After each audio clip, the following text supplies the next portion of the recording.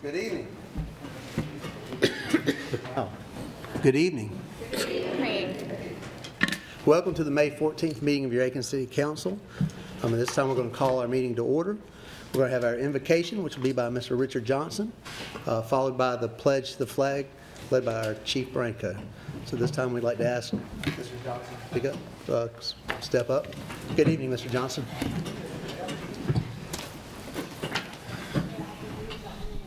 May we pray. Oh, graceful and merciful Heavenly Father, once again we come before thy throne of mercy. We come this evening, our Father, to render unto thee some kind and sincere thanks for all of the blessings that thou hast bestowed upon us. We thank you, our Father, that you have enabled us to assemble at this appointed place to transact the business of the city of Aiken. We pray, Lord, that as we deliberate this evening, that you will be in the midst. Bless our Father, the members of City Council. Bless the citizens of the city of Aiken, the state of South Carolina, and the nation. These blessings we ask in the name of your Son and our Savior, Jesus Christ we pray. Amen. Amen. Thank you, Mr. Johnson. Good evening, Chief. Allegiance to the flag of the United States of America and to the republic for which it stands, one nation, under God, indivisible, with liberty and justice for all.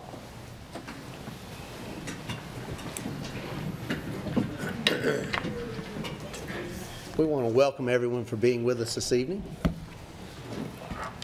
I'd like to go over the guidelines for our city council meetings at this time with you. Meetings are public forums in which many opinions are expressed, and the business of the city must be conducted. As such, disciplined, honorable, and professional decorum is paramount. Courteous and respectful communication is expected. During public hearings, all questions and statements from the public shall be directed to the chair. If you wish to speak, raise your hand and I will certainly recognize you. Please approach the podium and state your name and address. In order to allow an opportunity for everyone who wishes to address council, speakers should limit their comments to the subject being discussed. Each speaker will be given 5 minutes to address an issue and may only address an issue once unless questions from council are posed to the speaker. And we appreciate you cooperating with us and following our guidelines so we can have an orderly meeting tonight. Going down our agenda, the next is additions and deletions to the agenda, and I'd like to recognize Mayor Pro Tem Diggs for additions or deletions. Good evening, Mayor Pro Tem. Good evening. I have noted one item under new business, section 4, number 6, and it is a resolution authorizing the listing of projects to be funded from the capital project sales tax for. So we are suggesting that that be moved to another meeting. So deleting. Are there any more additions? I'd like to make one addition if we could under presentations. Number 3, this would be a presentation from council to staff.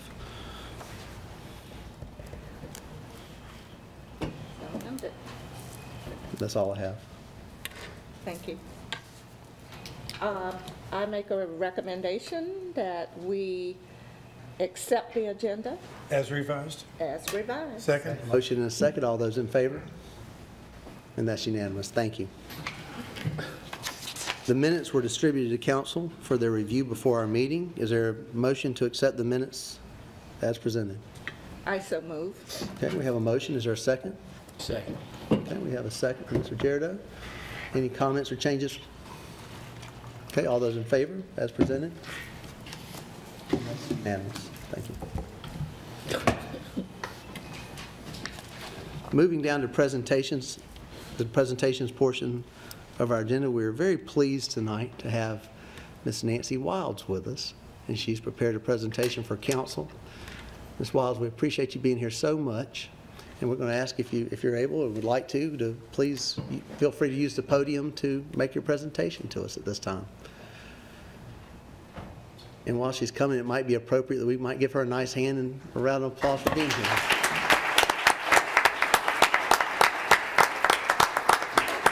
Ms. Wiles is 92 years young, too. So. I'm very happy to be here tonight. I know you have a full agenda, so I will go very quickly. And if we're lucky, this is my swan song to City Council.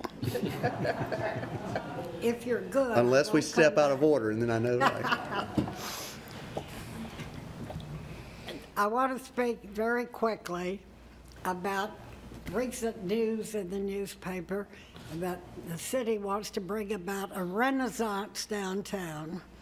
And I feel that is a misleading term because renaissance implies that the city is already dead or alive or asleep and somebody has to wake it up. And I think a better term would be a stimulus, a boost, an energizing. But we aren't dead. Aiken is very lively. Just today, I found in the newspaper on the very first page this whole big thing about derby and highlights and horsey things. And that's what people here like. And on the next page, I found activities, events for the week, and every day has 5 of them. I mean, this is a lively town, and it's beautiful. So I think a better term would be stimulus instead of renaissance. A stimulus is a boost or an energizing. And Aiken has been blessed with 4 such stimuli. The first one was the arrival of the winter colony in the late 1800s. People came down here maybe to see what was left of the Deep South after the war. And they found all the space that they wanted for riding. They had the whole Hitchcock Woods, which I found out is the largest urban forest in the world. I thought it was one of the 3. And Dr. Harry Shealy says, no, it's the biggest one there is. And you can get into it from Lawrence Street. That's just amazing. And I prefer that we use the word stimulus because Aiken has been blessed with 4 stimuli. The 4 was the arrival of the winter colony in the late 1800s, well-to-do people from New England who loved riding and golf and races and polo, and they found this beautiful space down here for big houses that were beautiful and gardens and stables and carriage houses, and they brought a certain polish to Aiken, a refinement that most small southern towns don't have. My children grew up at Rose Hill and had the most lovely life in the world. They still love it there. So the winter colony brought us elegant stables and equine activities and golf courses and Hitchcock Woods, which is the largest urban forest in the world. And they found an Aiken Preparatory School and for boys, Fermata for girls. And after that, the next stimulus came in the early 1950s. That's when I came, but I didn't bring the stimulus. That was the Savannah River site, which brought highly educated men and highly educated wives and young children. And they wanted a good town for their children. And they wanted schools. They worked in the PTA. They helped found Girl Scouts, Boy Scouts, Brownies, and Cub Scouts. And our beautiful Hitchcock Woods they made permanent and safe. Then the next stimulus came with the arrival of the Savannah River Plant, SRS, in 1950. That just happens to be when I came to, but I didn't have anything to do with that. And this brought highly educated men with their highly educated wives and young children that cared about schools. They already had a preparatory school, and Fermata, they cared about public schools. They worked in the PTA. They wanted churches with Sunday schools for their children, and almost all of our churches were enlarged or built about that time, except St. Thaddeus and St. Mary's, which were already there. They had Camp Gravett for the children, and they wanted education above all things. That's how we happen to have a 4-year university. In a town this size, to have that is a huge help because it helps families who have children close in the same age. They can live at home as they always have. You don't have to pay for dormitories and dining halls, and they can get a 4-year education. That brought in many educated people, formed book clubs, and had many activities that were focused on good things for the children. And the next stimulus came when those SRS men began to retire because they liked it here. They had started out, most of them in Crossland Park, which was built quickly to take in all those families. They had moved to other homes, bigger and more beautiful, more spacious. And as they began to retire, they needed more things. That brought in more doctors and dentists, nursing homes, assisted living places, home health care, everything to help people age gracefully, including condominiums where many of them could live and somebody else would do the upkeep and cut the grass. And they had people near them, which they needed. So the next stimulus, we really didn't notice. After this was all set up and going smoothly, we didn't notice the spread of commercial activities conveniently close to, but not into, our residential areas.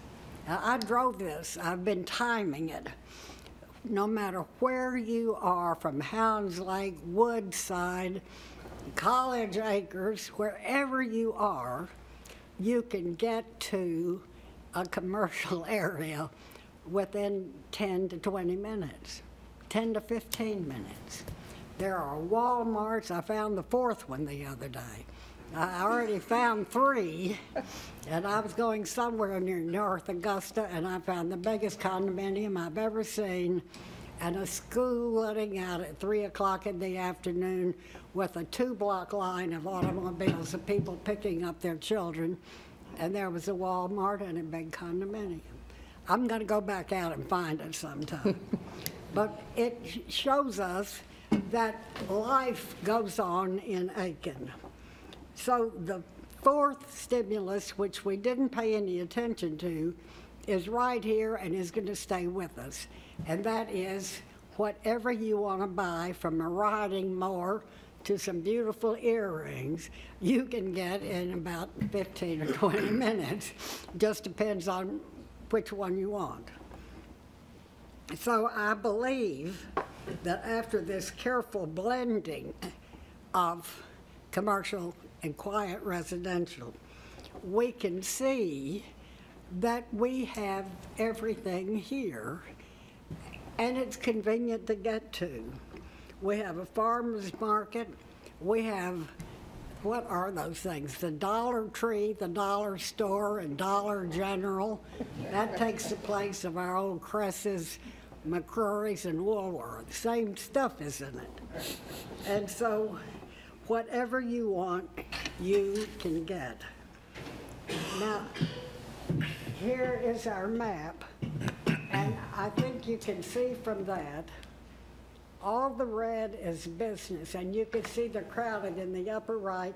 That's downtown Aiken, which is jam-packed. But look at all the other things that are around it.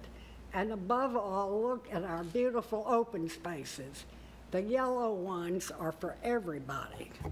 Golf courses, tennis courts. Look at Hitchcock Woods. And you can get to it from Lawrenceburg. That's amazing.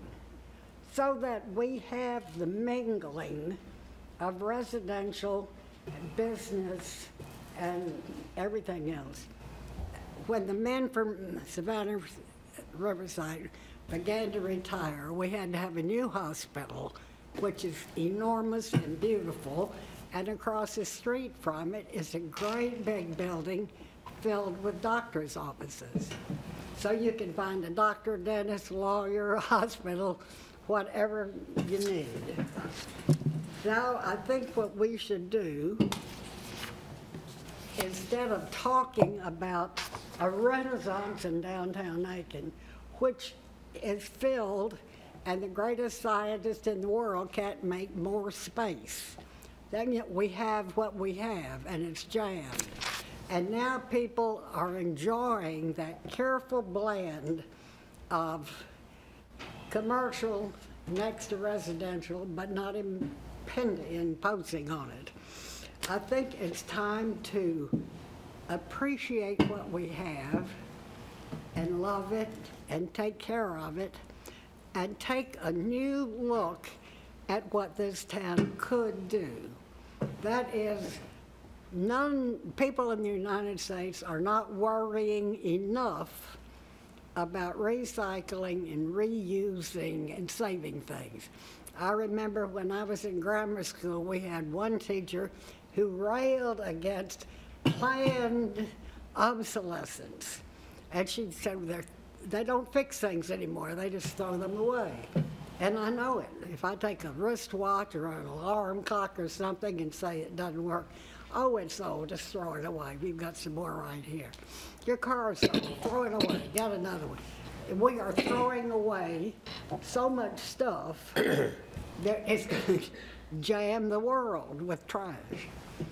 So I think now it would be wonderful if City Council would decide to save something, and if it's possible, and I think it could be possible, the old Aiken County Hospital is a good-looking building. It's jammed with rooms and probably more baths than most places.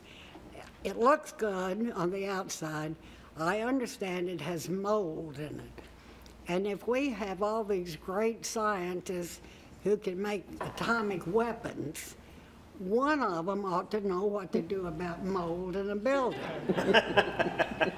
You spray it, or you have an exhaust fan. I don't know what. Artists don't have a lot of practical information. But that is a good-looking building, which is on Loring Street, 10 minutes from the Hotel Aiken. It seems to me that the Hotel Aiken might like to have that building to grow into, or somebody would like to make some condos and some hotel rooms. In other words, it's too good to throw away. And where do you throw it? That's what I'm worried about. All the building materials in it, you knock it all down, blow it up, and throw it away. And I understand that somewhere in some ocean that has a current, there is an island as big as the state of Texas filled with recycling stuff. It's just been collected and collected. We're damaging our environment with our throwaway attitude. So I'm hoping that instead of trying to tear down Warnicki's and make an entrance into Hotel Aiken or whatever it is, that you might get interested in preserving the hospital. It could be condominiums, it could be hotel rooms, whatever you want to make it. It's a good-looking building. It has plenty of parking in front and probably a lot more in the back. And it seems to me that that would be a challenging task that would save money and help save the environment and be very interesting for us to watch you accomplish. So I'm hoping that you will forget the idea that Aiken is dead and has to be revived somehow, and think about something that you could do. Now let's look here just a minute. You see the little part in the upper right, that's the business district. And it is full and you can't make it bigger. Look at all of the yellow space, which is for everybody. Golf courses, race tracks, horse show grounds, and the woods. I think we're so blessed to have all of that. And I'm hoping that you will be proud of Aiken, love it as I do, and take care of it. Thank you. Thank you, Ms. Wiles.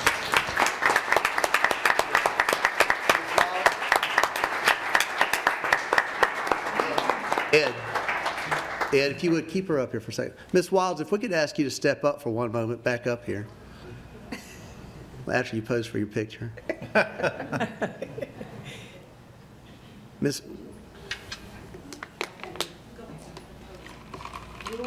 I would like for you to come back. Not necessarily an encore, though. We have something for you. Had enough of me. Prepare a presentation for us. Is it all right if we do a quick presentation for you at this time? I'd like to recognize Councilwoman Leslie Price to read a proclamation that we'd like to present. So, Councilwoman Price, if you would. Thank you, Mr. Mayor. Nancy, thank you for sharing the legacy of history that you've witnessed in this town, and that's why we're called the South's best small town. And it's quite an interesting history you've shared. Here's a proclamation that all of City Council has signed to honor you. Whereas Nancy Wiles is the niece of the late Claudia Phelps, and whereas Nancy Wiles holds a degree in philosophy and history of religion from the University of Chicago, Nancy studied art and drafting at Wrigley College in Sarasota, Florida, and studied architectural design at the Memphis Academy of Art.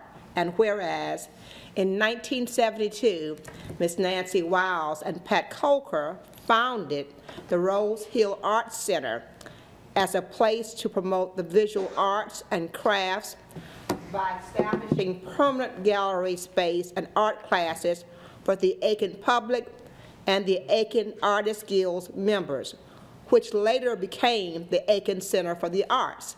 And whereas Ms. Nancy Wiles has drawn and hand-colored maps of Aiken and the Hitchcock Woods, the hunt scenes, and illuminated manuscripts and authored several books. And whereas Ms. Nancy Wiles is one of the 13 founders of All Saints Anglican Church, founded in October 1977. She designed and made the 12 stained glass windows and 1 rose window, and acquired the altar and pulpit. Nancy is the only living founder. She is well known for her illuminated manuscripts, and whereas Nancy Wiles is a founder of the historic Aiken Foundation, established in 1974, for the preservation and protection of a very special place. Now, therefore, I, Rick N. Osborne, Mayor, and the Council of the City of Aiken do hereby recognize Ms. Nancy Wiles for all that she has done through her artistic abilities in the Aiken community, and honor her for sharing her talents with all of us. Done this 14th day of May, 2018. Thank you, Nancy, for all that you've shared with us.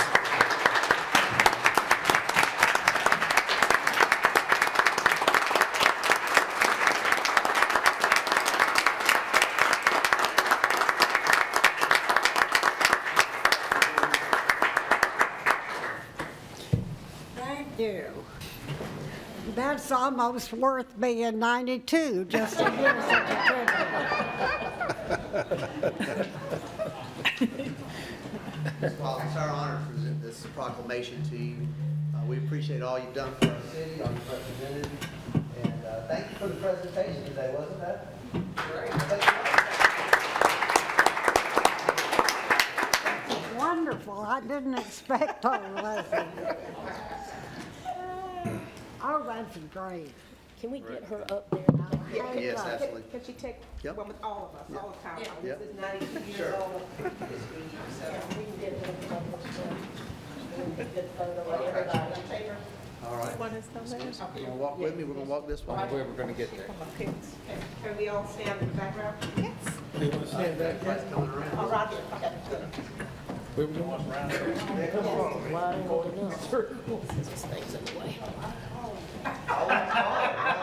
They put my chair down real low this while. That's why I really tall. Need somebody over here.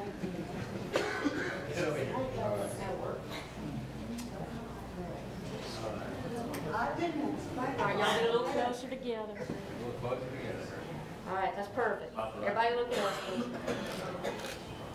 Keep looking. One more time. And again. Right here. 1, 2, 3. Yes, we have.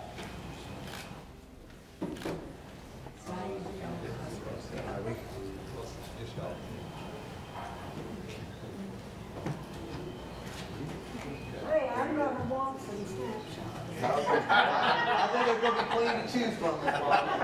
Thank you, Ms. Swan. Thank you. So I can send them to my children and prove I'm not dead.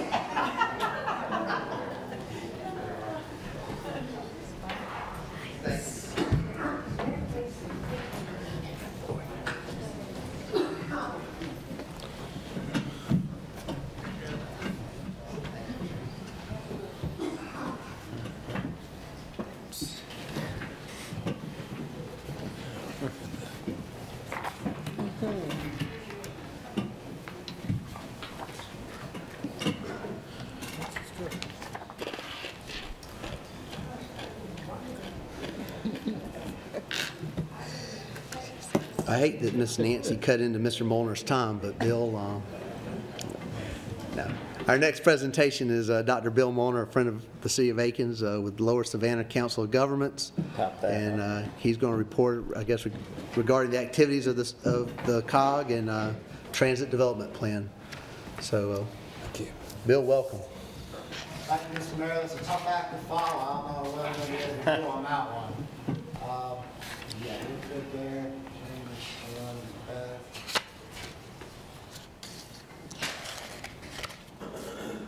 Does he need help?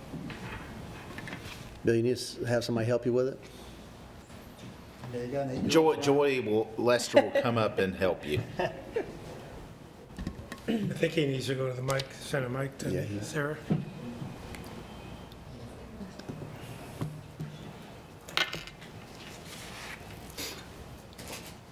Good evening, and thank you for having me here tonight. Like I said, it's a tough act to follow, and that's a very gracious woman who's done a lot for this city, so that was wonderful to see. Thank you for allowing me to be here and share that with y'all. That being said, my name is Bill Molner. I'm the Executive Director for the Lower Savannah Council of Governments. Mr. Mayor, I want to be respectful of your time, so if I go too fast, you slow me down. If I'm not going fast enough, just do this, okay? Okay. I want to let you know our mission is economic development in the 6-county region. We cover Aiken County, Allendale, Bamberg, Barnwell, Orangeburg, and Calhoun counties. That gives me quite a large region with about 300,000 people, and I can't tell you how many miles, but about 45 governments. Keeps me busy day and night, I'll tell you that much. We were established over 50 years ago. This past December, we were fortunate enough to have our 50th anniversary celebration here in Aiken County. We felt very good about that. We are one of 10 councils of government here in the state of South Carolina. On our board, and you can see some of our board members, we have a 39-member board. A number of Aiken County Council members are on there, as well as Ms. Leslie Price. And we thank you for the service that you provide to the Lower Savannah Council of Governments and the citizens of our region. So thank you for that. We administer a number of different programs, Community Development Block Grant. We do EDA grants for the feds. We are the area agency on aging. We do Disability and Transportation Resource Center. We also do the Thoroughbred County Region Tourism, Workforce Development, as well as other regional programs. Overall, we're a staff of 43 with a number of different departments that all try to work together to supply economic development and other programs here in the region. Our funding, we are an agency of about $11.5 million. Okay? The largest portion of our funding comes from workforce development. It comes from the federal government, which is the Department of Labor, through the state, which is due, and then down to us. Second largest is aging, and then some EDA grants, tourism. The smallest amount we get is the county appropriations. What we do for the communities, I'll start off with aging very, very quickly. These are some numbers coming from this fiscal year for the first 9 months. We were asked to do, and we worked with Lieutenant Governor's office on the Older Americans Act. We're very involved with all that entails. For this first 9 months, what we've been doing here in Aiken County specifically, and overall with all the communities, we've done 536 senior assessments. That is a waiting list and a lot of folks who are seniors going into different programs. They age into the program and they need to know what services they can get. A lot of these folks can't get to different facilities, so we have folks in our staff who go into their homes and give them an assessment. Do they have meals? Do they need a home-delivered meal? Can they get to a congregate meal site? Do they need transportation to that? Do they need transportation to the doctor's office? We work with them. Do they need somebody to come in and help them clean and do some of those different things? Our goal, as well as the Lieutenant Governor's office, is to keep those senior citizens in their own home for as long as possible. And so we're trying to help those folks to stay where they would like to be. We do a number of things with the Aiken Council on Aging, including home-delivered meals and meals at congregate meal sites. And we also have an advisory committee that helps us to look at some policy decisions as we move forward. Some of the other numbers coming through. One of my favorite programs is the Family Caregiver Fund. And that's a grant of up to $1,500. What we're able to do with that grant funding is, say you've got your grandfather or your Uncle Ted or whoever it is, but you're looking after them and you're a main caregiver. But you need a break. You've been doing this 24/7. So what we're able to do is to help fund somebody, an agency, Daybreak or one of the others, to come in and look after your grandfather or whoever it is for that week or whatever it is, so you can take a vacation, so you can go to your cousin's wedding, so whatever it is. We're allowed to do that once a year with that kind of funding. We also use some of that funding for grandparents who are raising grandchildren.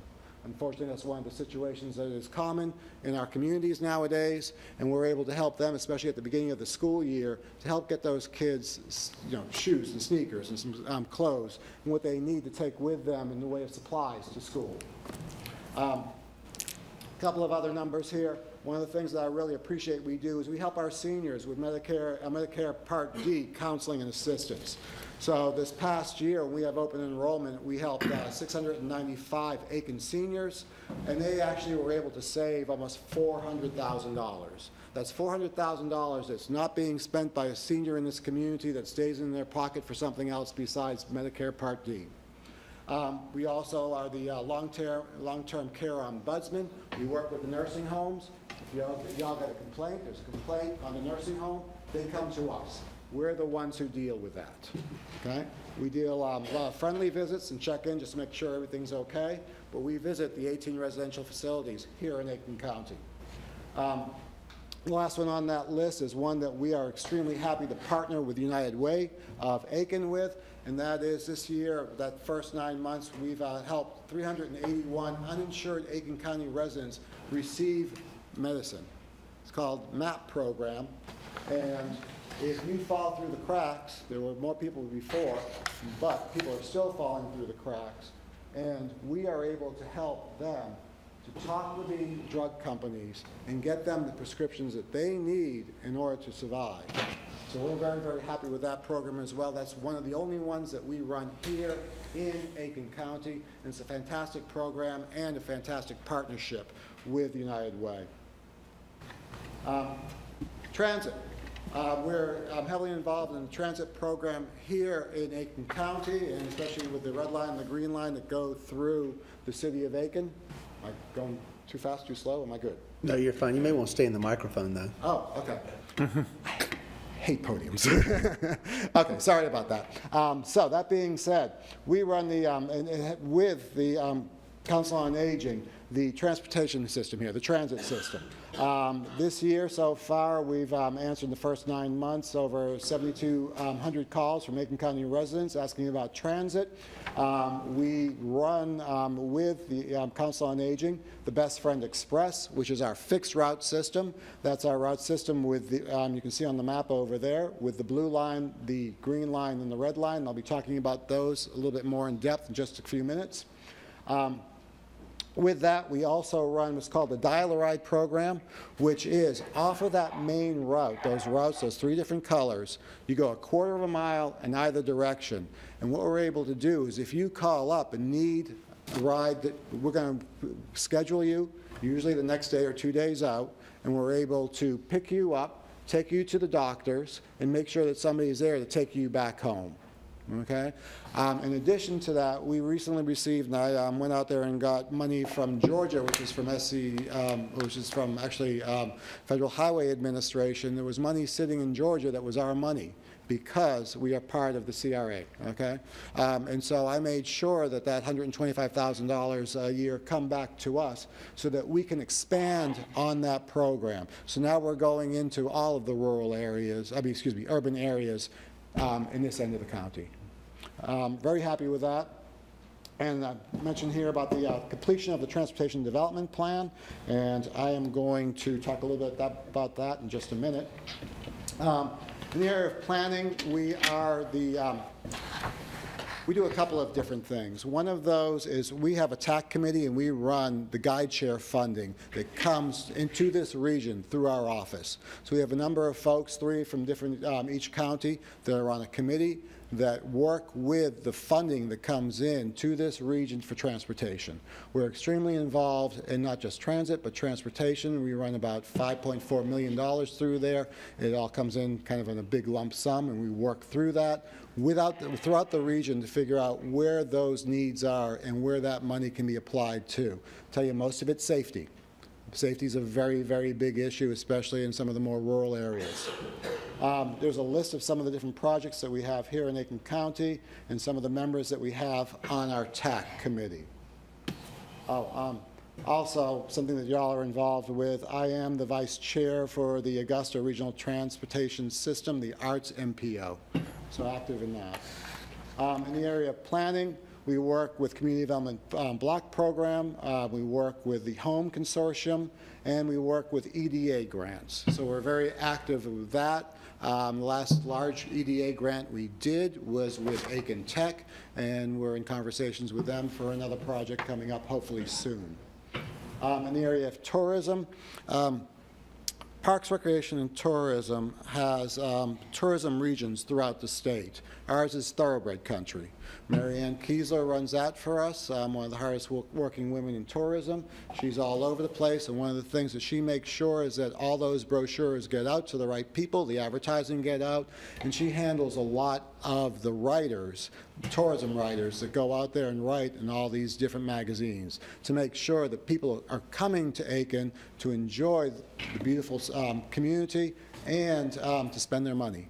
And as you all know, part of economic development is tourism, having people come and stay in our hotels and eat at our restaurants and spend their money, and we like that.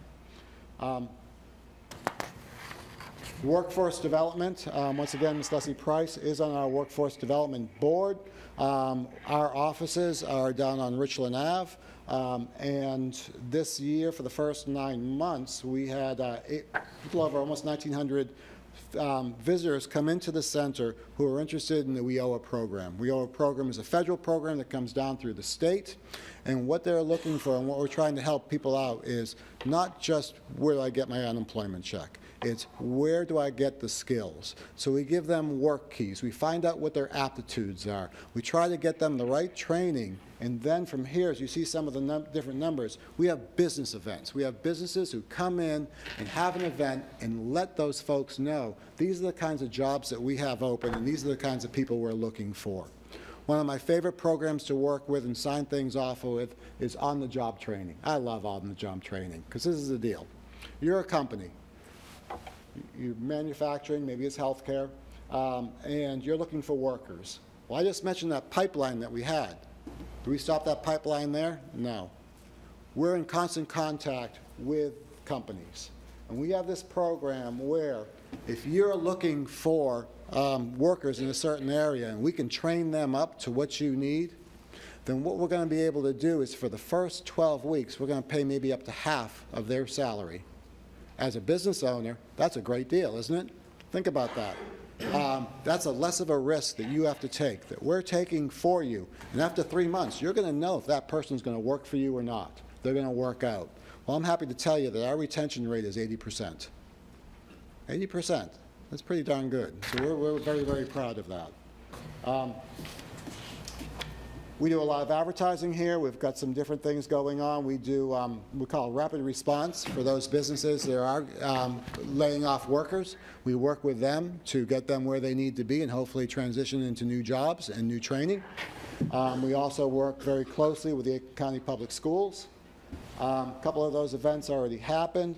One of the things that we worked out with 2 years ago with the Aiken school system, and we really appreciate, is called a Jump Start program, where kids with a barrier, and there's a number of different barriers that we look at, we work with the school system to find them jobs.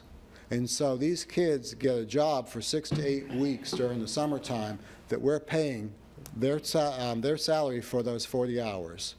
We're not going to teach those kids a skill, but what we are teaching them is that you suit up, you show up, and this is how you behave on a job. And we've been very, very successful here in Aiken with that program, and we really, really enjoy it. This year we're looking at least a minimum of 15 rising seniors to be in that program. Very good.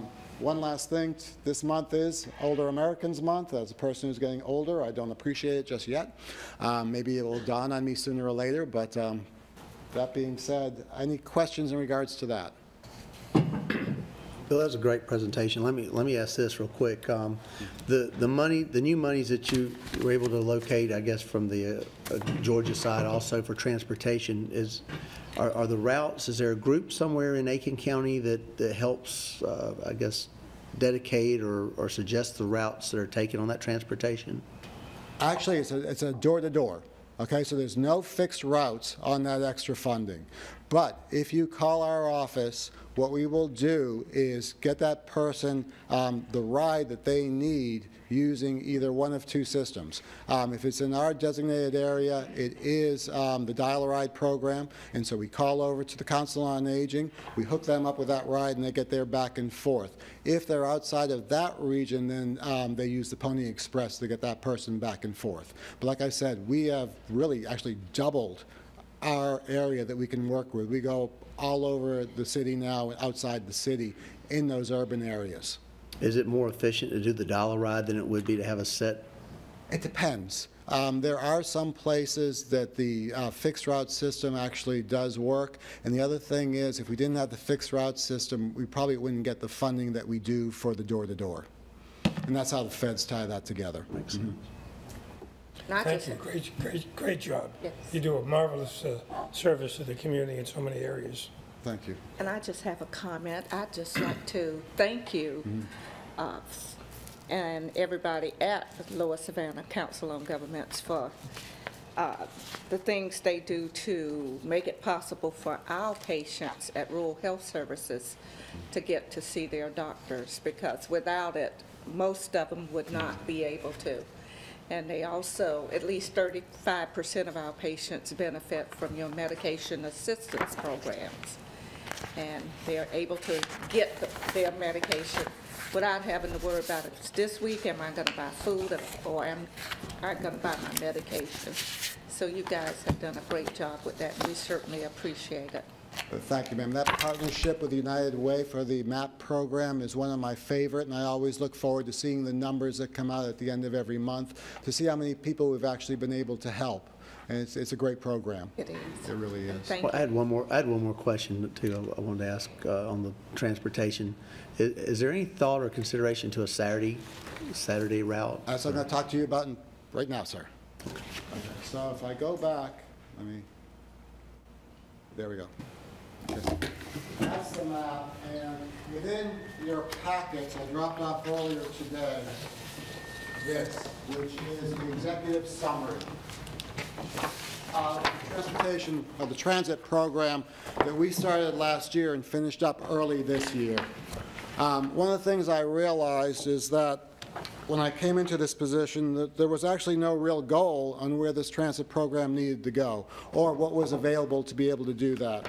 We spend a little over $600,000, but because of the population that we have within the urban area here in Aiken, we get $1 million allocated to us we could use if we had the match. And the question then became, how would it actually make sense to use that, and what would it actually cost? So we did this study, and we involved a lot of public involvement. The numbers are here in your book on page 4. The stakeholder discussions, on-board surveys, general public surveys, and dial-a-ride telephone surveys. So the consultants who were from Florida went out there and did a great job of talking with folks.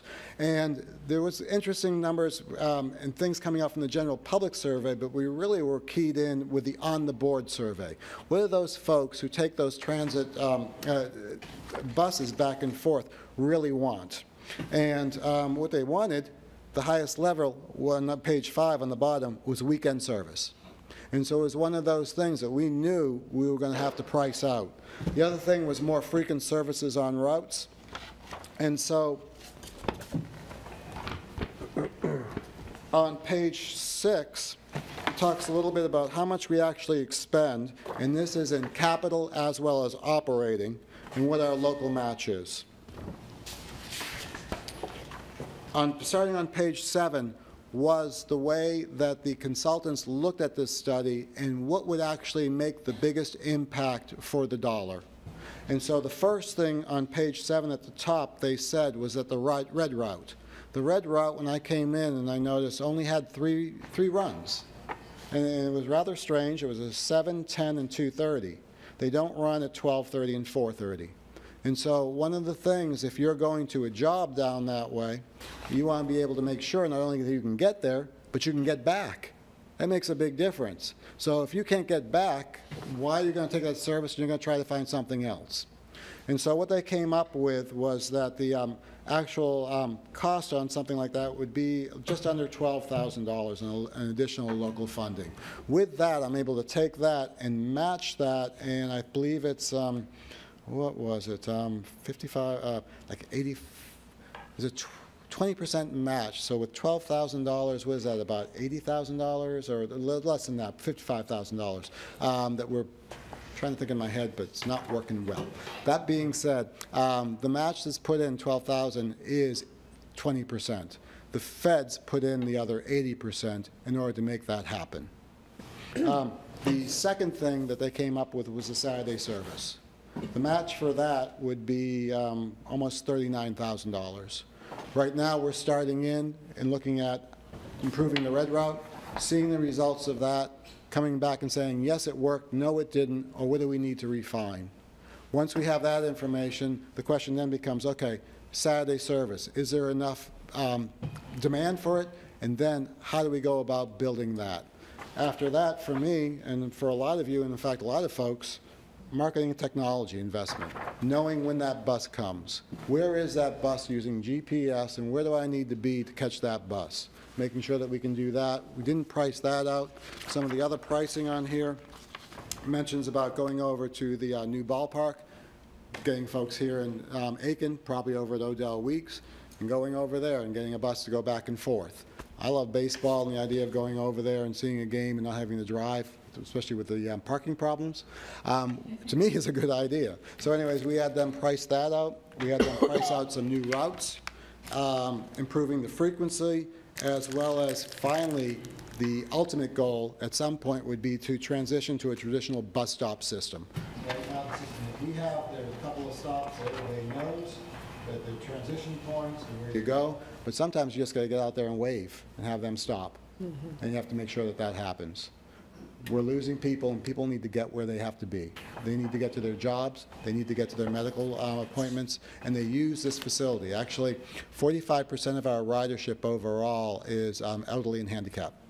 That is significant, and we want to make sure that this system runs for them. So with that said, sir, this is the executive summary, and I will get you a copy of the full report. All right. Okay? Sounds great. Any questions you may have? Thank you. Well done, Bill. Thank you all very much. I appreciate your time. I'm going to go sit in back for a little bit. Thank you, Dr. Moore. Appreciate you being here. All right, number 3 under presentations. This was walked on. This is a resolution. This is somewhat retro, if you will. Last week was Municipal Clerks Week. And we have a municipal clerk who tries to stay out of the light as much as possible, and she's probably frowning at me right now, so I'm not even looking at her. But we appreciate very much what she does for us. So we have a resolution that we'd like to read at this time. Whereas the position of municipal clerk is the only municipal staff role that is required by state law regardless of the municipality's size and form of government, and whereas all 271 cities and towns in the state are required to have a municipal clerk, and whereas Sarah Rideout plays a critical and varied role to support the mayor, city council, and city staff, and whereas municipal clerk's responsibilities under state law include giving notice of meetings to council members and the public, keeping minutes of its proceedings, and performing other duties, and whereas regardless of city size, municipal clerks have seen their role and responsibilities expand with changing times, and whereas with advancements in software and hardware, municipal clerks have become increasingly adept, skilled at using technology to prepare materials for meeting agenda packets, to record meeting minutes, and to manage public records.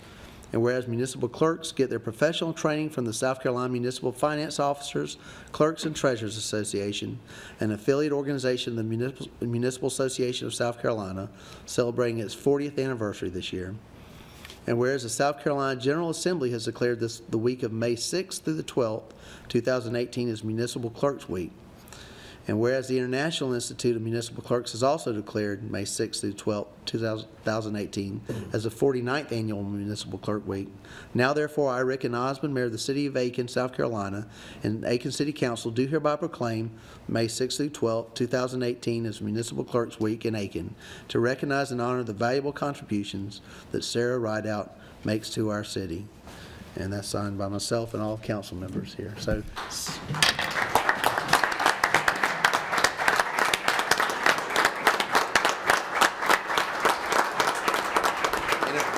If council will join this, it might be the only time we get her out from this seat. You've got to come over here. For once, you have to do what we tell you.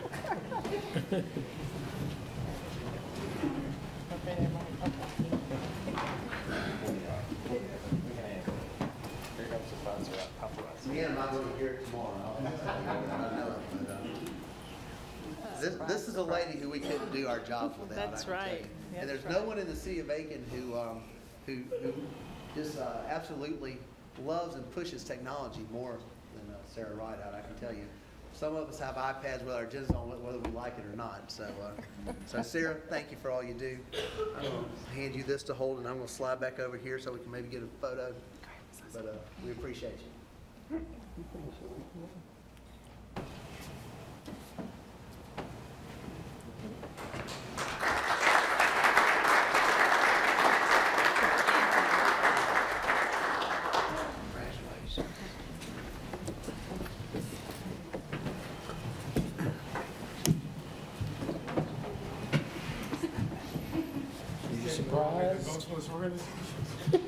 All of us had it.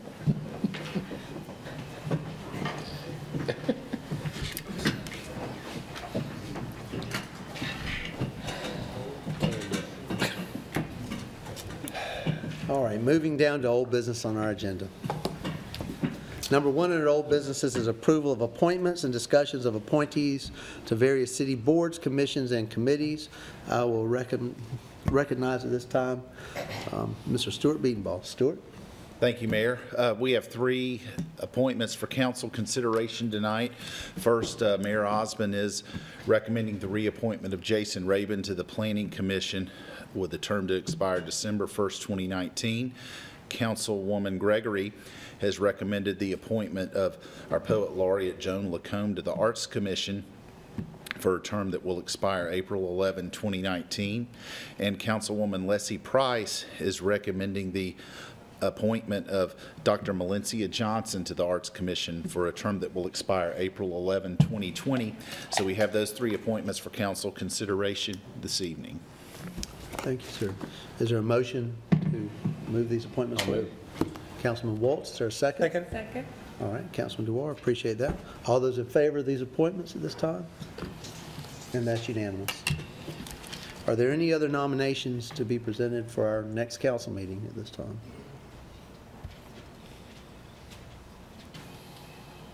All right.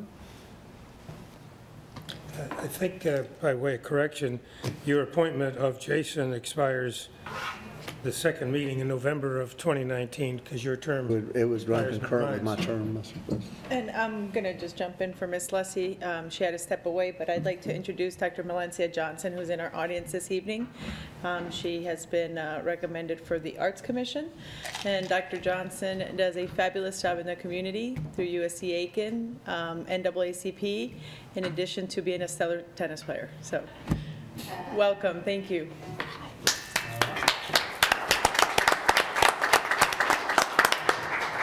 Thank you for agreeing to serve, Dr. Johnson. Councilwoman Price, I think Councilwoman Gregory did a nice job for you on that. She did. All right, thank you for that. Moving down to number 2 under old business, this is a second reading and public hearing. I did ask, but we can, there weren't any.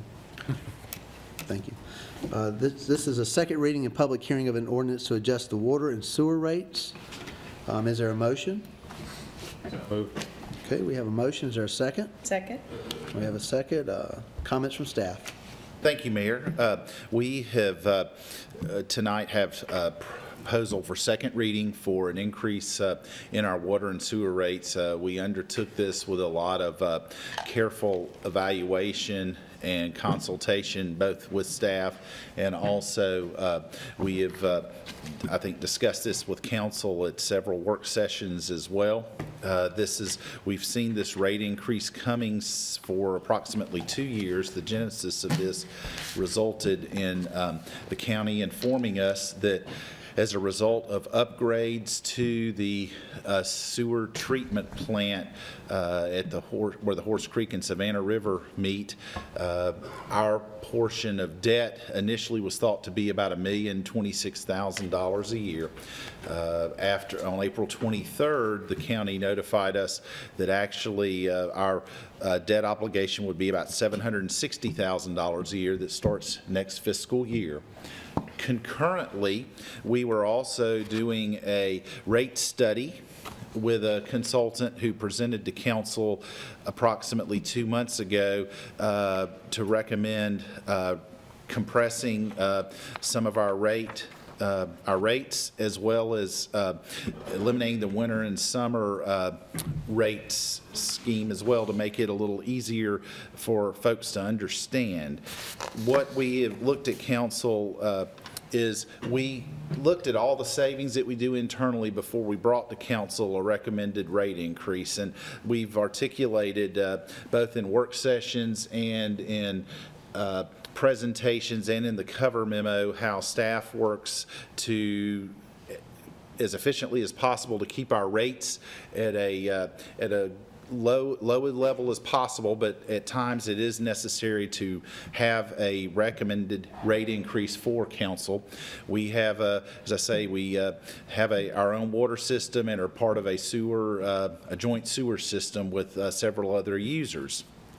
Now, the rate increase we are recommending to council after discussion with council and with staff is a 3% water rate increase and an 11% sewer increase. For the average residential consumer, which we consider someone who uses about 800 cubic feet a month, which, to put it in liquid measurement, that's approximately 6,000 gallons of water a month, they would see an increase of about $3.73 a month to their bill. What this recommended rate increase will do is allow us to capture the obligation that we have to pay our debt as part of the Aiken County Public Service Authority, but it will also enable us to put aside more money for depreciation than we do. We put over $1 million a year to our water system depreciation. This will enable us to put another $266,000 for system depreciation, which will allow us to make repairs. But our system is aging, and that is why we've devoted a substantial amount of money to capital project sales tax for our water and sewer system. We have $20 million dedicated, but again, we've identified that we have approximately over $200 million of needs to our system, water, sewer, and I believe that does include stormwater needs as well. So really, this is helping, but it's not really going to the point where I think we are kind of keeping up with the needs of the system. But this rate is necessary at this time for both the system bank putting aside more money for system depreciation, paying our debt obligations, and also with inflation, which will always be with us as well. So we have for council consideration tonight second reading of a ordinance to establish new charges for our water and sewer service. We did have first reading April 9th. We stepped back and looked at it additionally and discussed it in depth with council again at a subsequent work session, and are ready to bring second reading to council for consideration, Mayor. Thank you, Mr. Biedenbaugh. Appreciate that. Any comments from the audience? Comments from council? Mr. Mayor, I think Stuart did a great job of going over all this. I think it's important that citizens realize we've done everything we can to minimize this, but at the same time, we have to get a system back on where it's paying for itself. And this is the first step to doing that. We've had no rate increase for a while. We needed to keep building our system, keep our system in place, and this is the first step to getting that done. And it's a step towards improving our infrastructure that we so desperately need. But I want to commend Stuart because he has provided us all the information we have needed to be able to make this decision soundly. Thank you. Very good. Okay, all those in favor on second reading? And that's unanimous. Thank you. Moving down to number 3 under old business. This is a second reading and public hearing of an ordinance to rezone property at 1012 Lawrence Street, northwest from single-family residential RS10 to general business GB. By title, an ordinance to rezone certain property located at 1012 Lawrence Street, northwest from residential single-family RS10 to general business GB. All right, very good. Is there a motion? So moved, Mr. Mayor. Thank you, Councilman Dewar. Is there a second? I second. Thank you, Councilwoman Diggs. Comments from staff? Mayor, thank you. At the corner of Rutland Drive and Lawrence Street, the applicant and owner are proposing rezoning from RS10 to general business. The Planning Commission reviewed this application April 10th and approved it unanimously with 1 abstention and 1 member absent. Council reviewed this at your April 23rd meeting, and it is now before you for second reading for rezoning this parcel to general business. Thank you, Mr. Biedenbaugh. Any comments from the audience? Yes, sir. Good evening. Good evening, Mr. Mayor, members, staff. I'm Jim Price, 107 Flowing Well Road. I have a farm out in the county. I'm here representing the applicant and the petitioner on this 4.9-acre rezoning. As the material you have in front of you states, this complies with your future land use plan and the comprehensive plan. The suitability for the surrounding areas is there.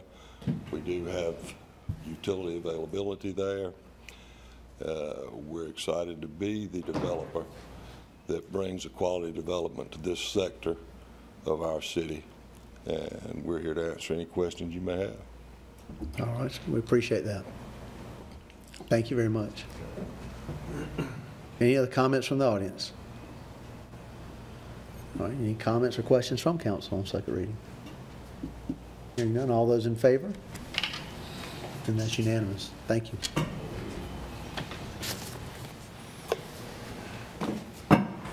Moving down old business to number 4. This is a second reading and public hearing of an ordinance to update the City of Aiken floodplain ordinance.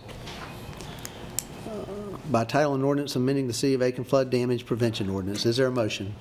So moved. Okay, thank you, Councilman Girardeau. Is there a second? Second.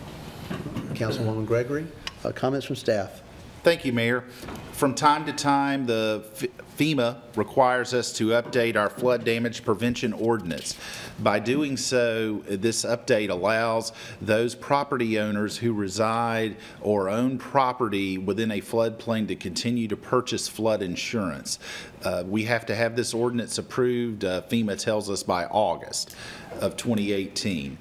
The FEMA floodplain maps will be ready in early 2019 for review. Those are still being developed. But tonight we have second reading and public hearing of an ordinance to amend this flood damage prevention ordinance. All right. Thank you, Mr. Beatonbaugh. Any comments from the audience? Okay. Comments or questions from council? Okay. All those in favor on second reading? And that passes unanimously. Thank you. Moving down, old business to number 5.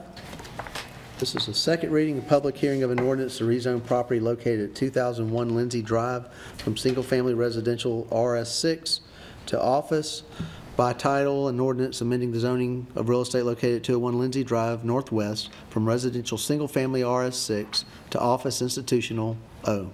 Is there a motion? So moved. Okay. Thank you, Councilman Girardeau. Is there a second? I second. Thank you, Councilwoman Diggs. Comments from staff? Thank you, Mayor. The Michael Fowler and Don Sprouls, the owner of 201 Lindsay Drive, are requesting this rezoning. The Planning Commission heard this application at their April 10th meeting, unanimously voted with one member absent to approve it, with one condition that vehicular ingress and egress be limited to Hudson Road. Council reviewed and heard first reading of this ordinance April 23rd and passed it, and it is back before you tonight for second reading. Thank you, Mr. Beatonbaugh. And I would like to say welcome to former Councilman Don Sprouls, who's with us tonight. Don, it's great to see you. Are there any comments from the audience? Yes, ma'am. My other neighbors are here tonight, and I missed the last meeting, but... Well, you can step up. Just step up here, please. Welcome. If you would, just state your name and address. Good evening. Deborah Murphy. I live at 215 Lindsay Drive. Ms. Murphy. And I spoke to my neighbors over the weekend, or one of them contacted me. I'm 2 houses from the lot, and we were a little concerned. I thought there was some talk about the possibility of apartments in that lot. Maybe there was at the last meeting, I'm not sure. But I think our feeling is that an office would be acceptable. Okay, I will ask Stuart, is there anyone from planning who might? Yes, Mr. Bland is here to discuss the zoning for office, the use, whether or not it allows for apartments. We would be very much against the apartments. It would have an effect on all of our houses. He's going to come up now and speak, so thank you for that.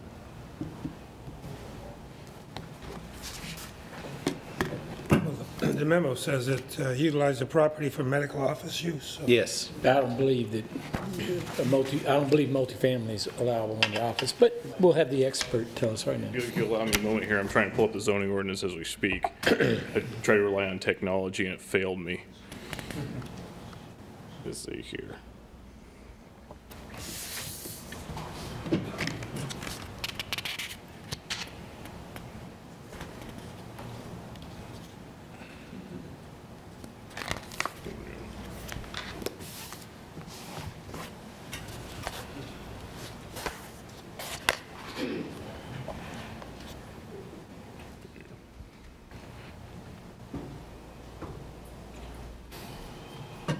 So the office district would only allow multifamily by special exception, meaning that the Board of Zoning Appeals could hear a special exception case if it met certain criteria to the satisfactory of the board as far as neighborhood compatibility. That would be the route at which an office-owned property could have multifamily. It would be a special exception. Correct. To that. Okay. Did you hear that, ma'am? I didn't get all of that.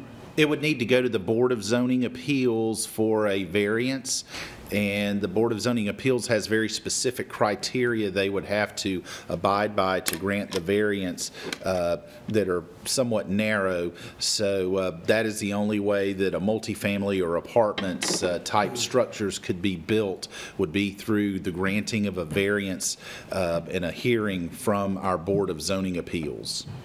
But that's not likely to happen, and that's what you're saying? Well, I think the current information, and I would let the property owner speak to that, is that they are wishing to utilize it for potential medical office use. That would go with the area, so Yes, it ma'am. would be acceptable to all of us. Yes, ma'am.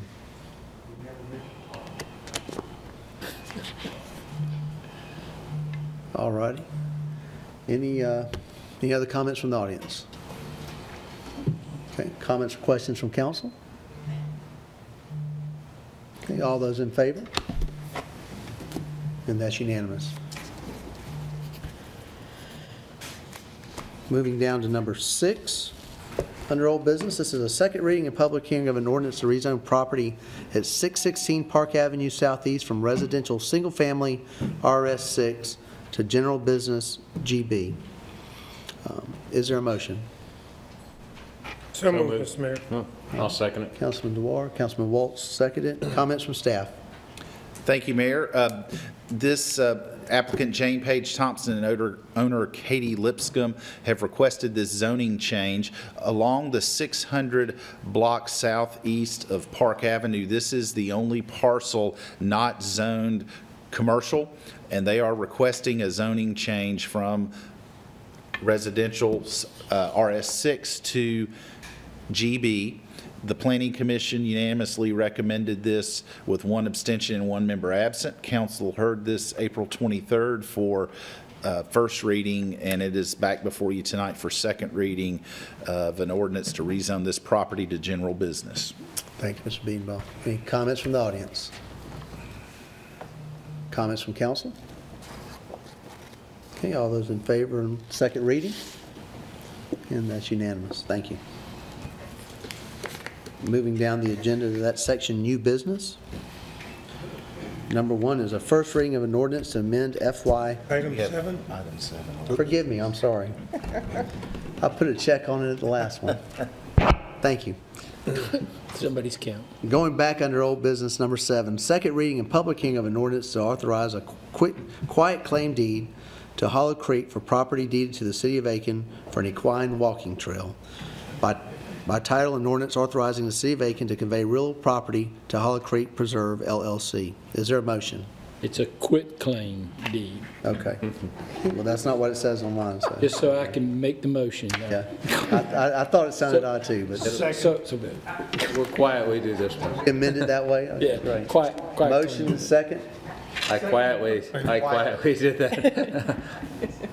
Rails here. Comments from staff? Thank you, Mayor. In 2007, Hollow Creek Preserve LLC deeded these parcels to us with the belief or the understanding that the city would construct an equine and walking trail running approximately from Anderson Pond Road to where the then conceptual village at Woodside was going to be. And after a lot of analysis and time and work with the Corps of Engineers, we decided some time back that it was just not economically feasible. Plus, with the conceptual plan changing, the equine feature was minimized. So we began discussions with Hollow Creek Preserve LLC approximately 6 weeks to 2 months ago to deed this property back to them. It was given to us in 2007, and we will give it back to them should council approve. And their expectation is they will develop some of it for a walking trail themselves. But this would deed the property back to them and allow them to begin using it as they see fit. All right. Thank you, Mr. Beanbaugh. Any comments from the audience? Comments from council? Okay, all those in favor of second reading? And that's unanimous. Thank you. Now, new business? Hearing no objection. Number 1 under new business is a first reading of an ordinance to amend the FY 2017-18 budget regarding the purchase of land for a walking track around the Aiken Mall. By title, an ordinance amending the budget of the City of Aiken for the fiscal year beginning July 1, 2017 and ending June 30th, 2018. Is there a motion? So moved. Thank you, Mr. Jericho. Is there a second? Second. Thank you, Councilwoman Price. Comments from staff? Mayor, thank you. In January 22nd council meeting, we approved a special source credit and incentive agreement. This was a partnership with the county and the city and Southeastern Development. As part of the city's portion of the agreement, we agreed to purchase, as part of this, the ring around the mall to develop a walking track or walking trail as part of their lifestyle development element of this development. What we have to do tonight is more of an administrative. We have to amend the budget to get the funds properly accounted for and the proper line items so we can commence the closing. We would like to, I believe this closing has been scheduled for June the 15th, pending this budget adjustment. So we have first reading of this tonight. We discussed with council back in January that we were going to use a portion of our Transportation and Public Safety Improvement Fund monies that we have in reserves already, as well as a portion of hospitality tax for this. And this is just the accounting for that with a budget adjustment. All right, very good. Thank you, Mr. Bedenbaugh. Any comments from the audience? Comments from council? What's the distance of this walking track again? I will have to get that information for you. I'm not sure of the diameter of that walking track, but we can find that out for you before second reading. Okay. Thank you. I'd point out this is economic development more than a walking track. It's our part to get the Aiken Mall redeveloped. And we will get this money paid back over time with interest as part of the agreement. All right, very good. All those in favor on first reading? And that's unanimous. Thank you. Number 2 under new business, this is a first reading of an ordinance authorizing the establishment of an economic development incentive program. By title, an ordinance authorizing and establishing an economic development incentive program to encourage private investment in certain areas of the city of Aiken and other matters related thereto. Is there a motion? I so move. Motion and a second. Mr. Jericho, very good. Comments from staff? Thanks, Mayor. We had a work session at our April 9th meeting to discuss a proposed economic incentive program. We had present with us Gary Pope and C.D. Rhodes from Pope Flynn, who have had particular experience helping municipalities develop this. Municipalities under South Carolina law are limited in the types of incentives, so-called incentives they can provide for businesses, small businesses, what have you. And Pope Flynn has worked with a number of communities to develop a incentive ordinance. This is something that council has expressed an interest in for several years, and some of the fundamentals of this are that we've divided the city into 5 zones, and each zone, depending on its location, has a minimum investment criteria. Initially, we proposed in the north side a minimum criteria of $250,000. And that's what we discussed at the work session. For council's consideration at first reading, we have lowered that to $100,000. In addition, citywide, or meaning properties not covered by the other 4 areas, north side, east side, downtown, and west side, initially we had that threshold at $10 million, and we've lowered that to $5 million. And again, this is for investment going forward. And the way this works is if It is similar. I liken it to annexations. We have an annexation policy, but that doesn't mean automatically that properties are annexed into the city. It still has to go through the Planning Commission and City Council before a property comes into the city. With this program is such that council can review each of these requests before it won't be done in behind closed doors or in secret. It will be open and for council approval as these requests come in. And it is a retrospective request, not prospective, meaning businesses have to be in business for a certain period of time before they are eligible to get these potential incentives.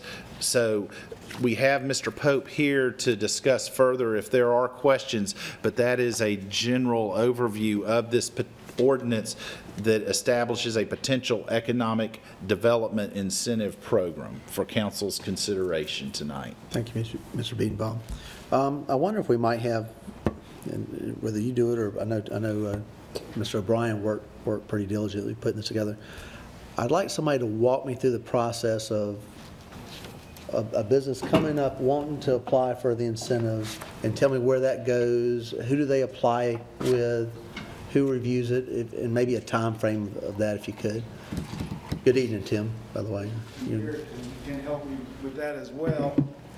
Specifically, the answer is that a lot of that is part of the soup that we're cooking here as we get to it. Basically, what we're trying to do, along with our state incentives for historic properties and for abandoned buildings and our opportunity zones that we've been working on, we're trying to get this as another element in the toolbox so that we gather all that together.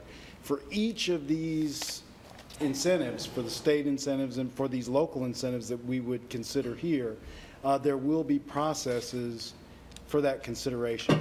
I don't have all the answers right now, but we're working with a very smart gentleman on establishing those. And to cut to the chase and just be very to the point about it, there is a form of proposal that is attached as Exhibit B to the ordinance where a prospective economic development prospect would fill it out, indicate the various start dates and so forth, and that would begin a conversation with council about what types of incentives may be available given these thresholds.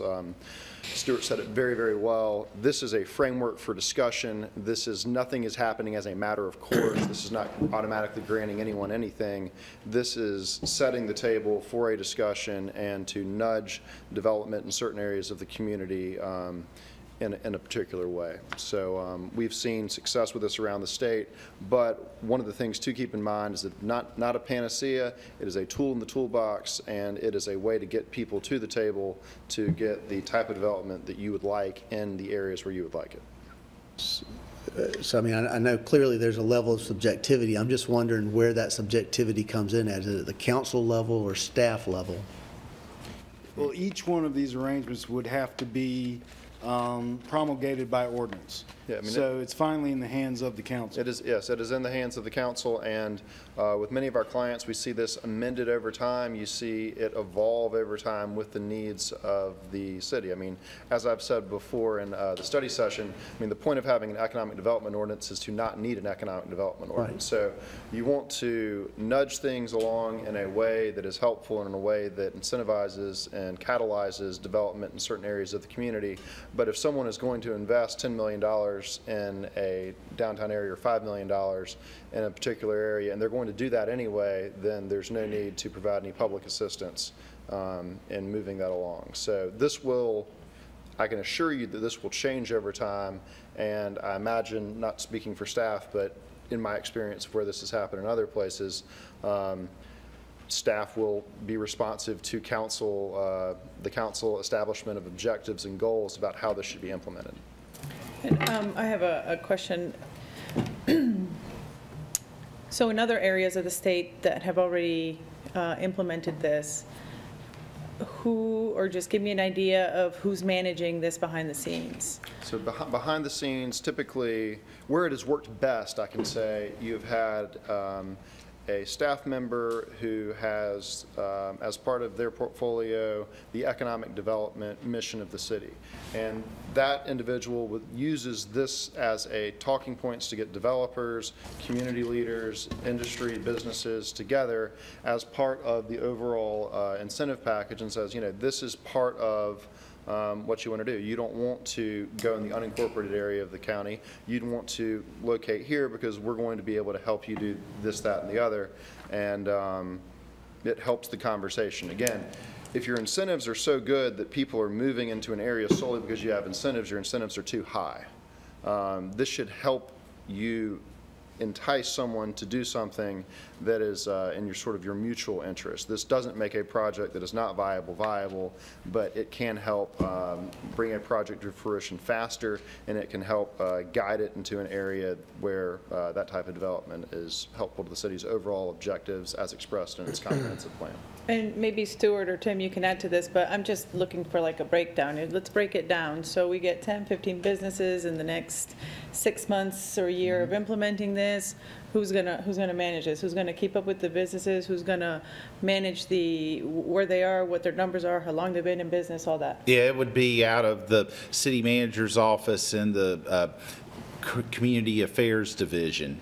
That would be part of those responsibilities. And when would, eventually, if this were to get approved, when would be the launch date? It could be whenever council wishes to. We could make it effective at a date in the future, or it could be effective upon council's passing of the ordinance, or it could be even, you could go back retroactively to a confined period of time, but that's probably not advisable. Probably, you don't want, you're right, if someone's already decided they're going to have a project, you don't want to further incentivize them to. No, and it's great, but going back to staff, you know, is this something that current staff is going to assume, or are we going to have to budget for somebody At this point, it will be a responsibility for current staff. Can we change these numbers? Yes, Yeah. This is an ordinance, as Mr. Pope said, this is somewhat of a fluid ordinance.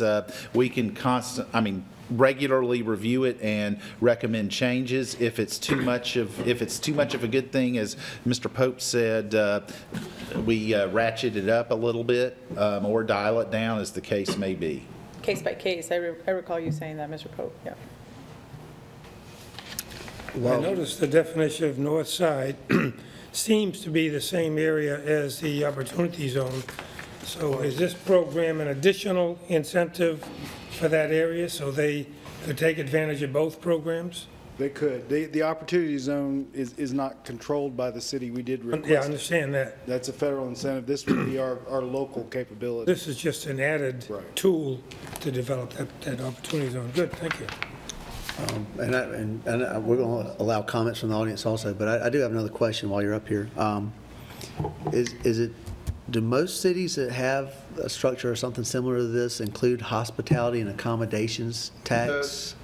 That is something that you should carefully consider. People do use that where they want those types of establishments, but if, for instance, that is not a type of establishment that you know, in your legislative purview determine that that is something that you want to incentivize, there are people who don't want to do that at all. As y'all are familiar, one of the original towns or cities that did this was Hartsville, and they absolutely, it was a critical piece of what they wanted, was they wanted to incentivize the types of establishments that impose or collect hospitality and accommodations taxes. That's what they really, really wanted. And so if that is not a focus of City Council, then you should take it out if that's not something you want to incentivize. And one caveat that the council needs to be aware of is that if you include hospitality and accommodations tax, it is a reimbursement. Those would be after the fact payments.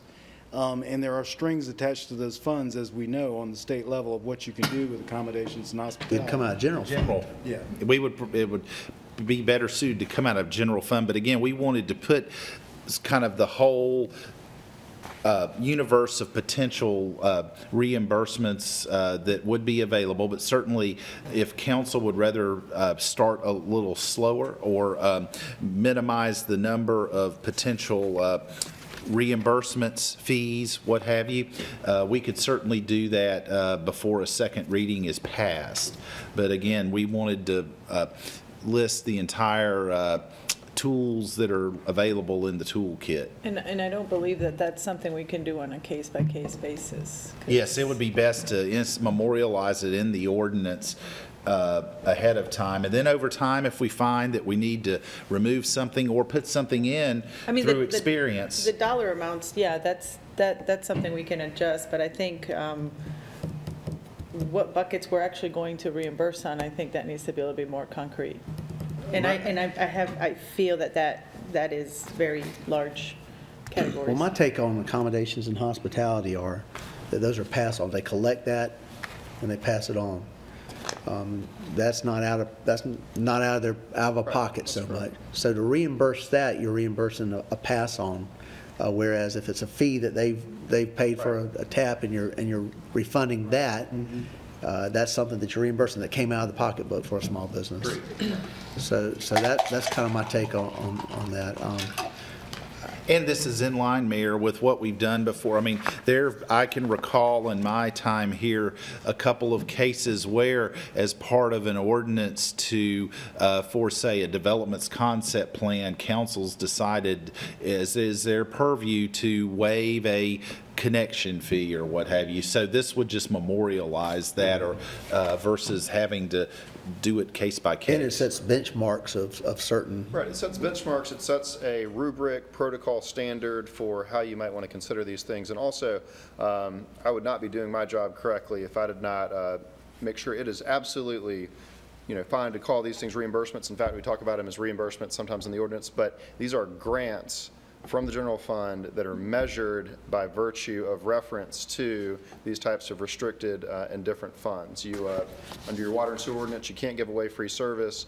Under some of these various things there, I mean, I think as your attorney would tell you, the city attorney would tell you, there are difficulties with reallocating hospitality and accommodations to different uses, and if you were to actually reimburse from those accounts, you would have significant strings attached, which would create a large resource-intensive situation with regard to those funds. So, by and large, we recommend, grants from the general fund measured on the basis of these other types of things, or from an economic development fund if you so choose to set that aside.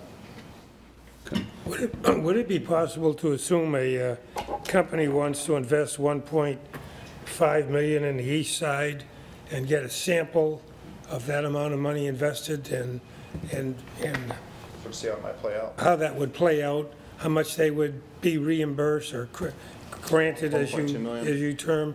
1.5 million? 1.5. Okay.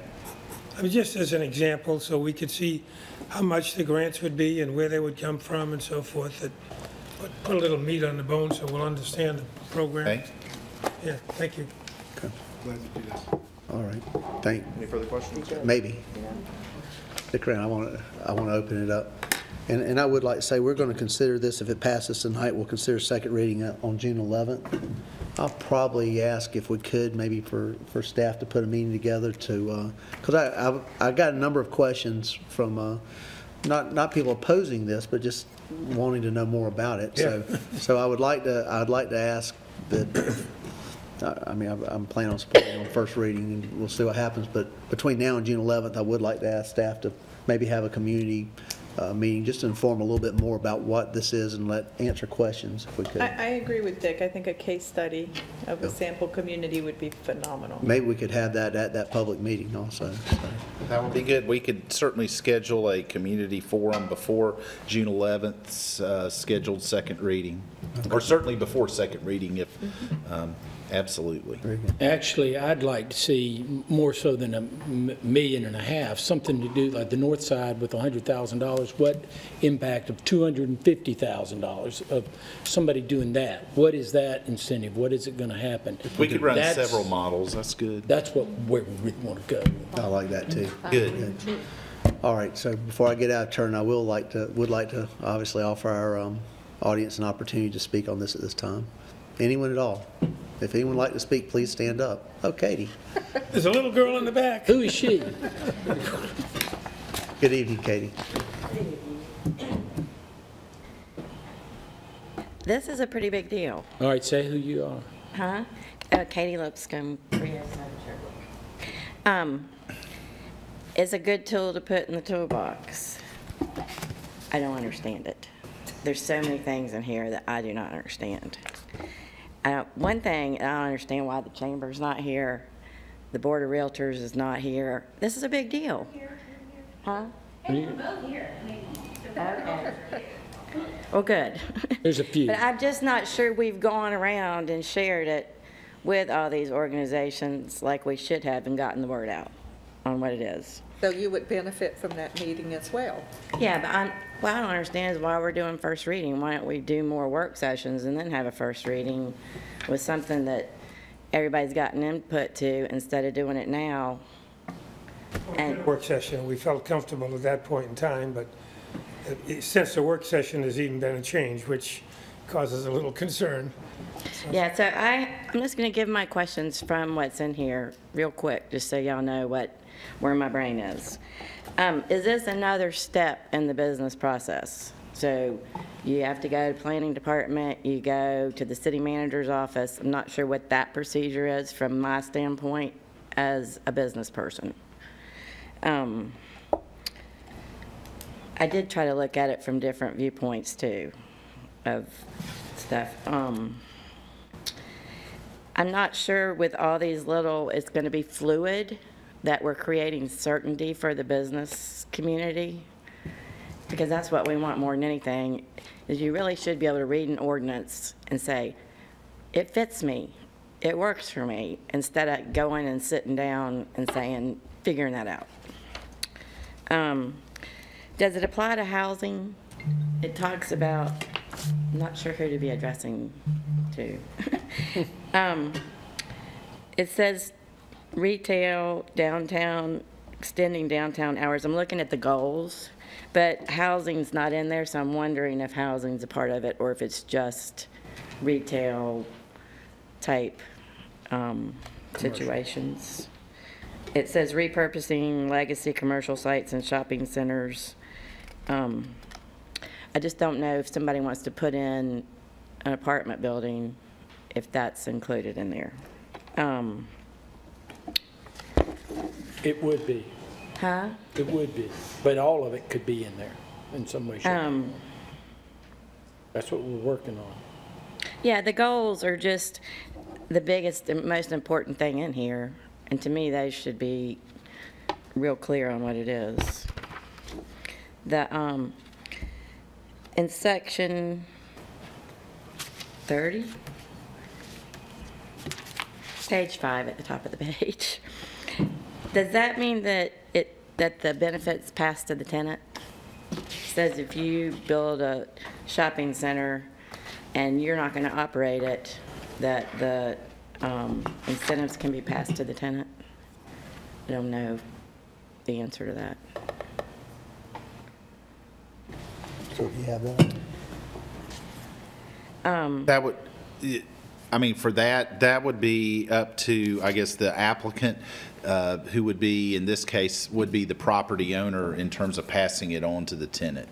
Yeah, it wasn't clear to know if that was what was intended. On the middle of that page, it says business license fees are included, but they're not on any of the charts. So I don't know if that's necessary to put it in there, or as far as the hospitality tax money goes, I think y'all already talked about it, because the customer pays the hospitality tax, you just collect it and turn it in. But the interesting thing is that it says we'll give you the funds back, but it has to be spent on tourism. So, same thing with that.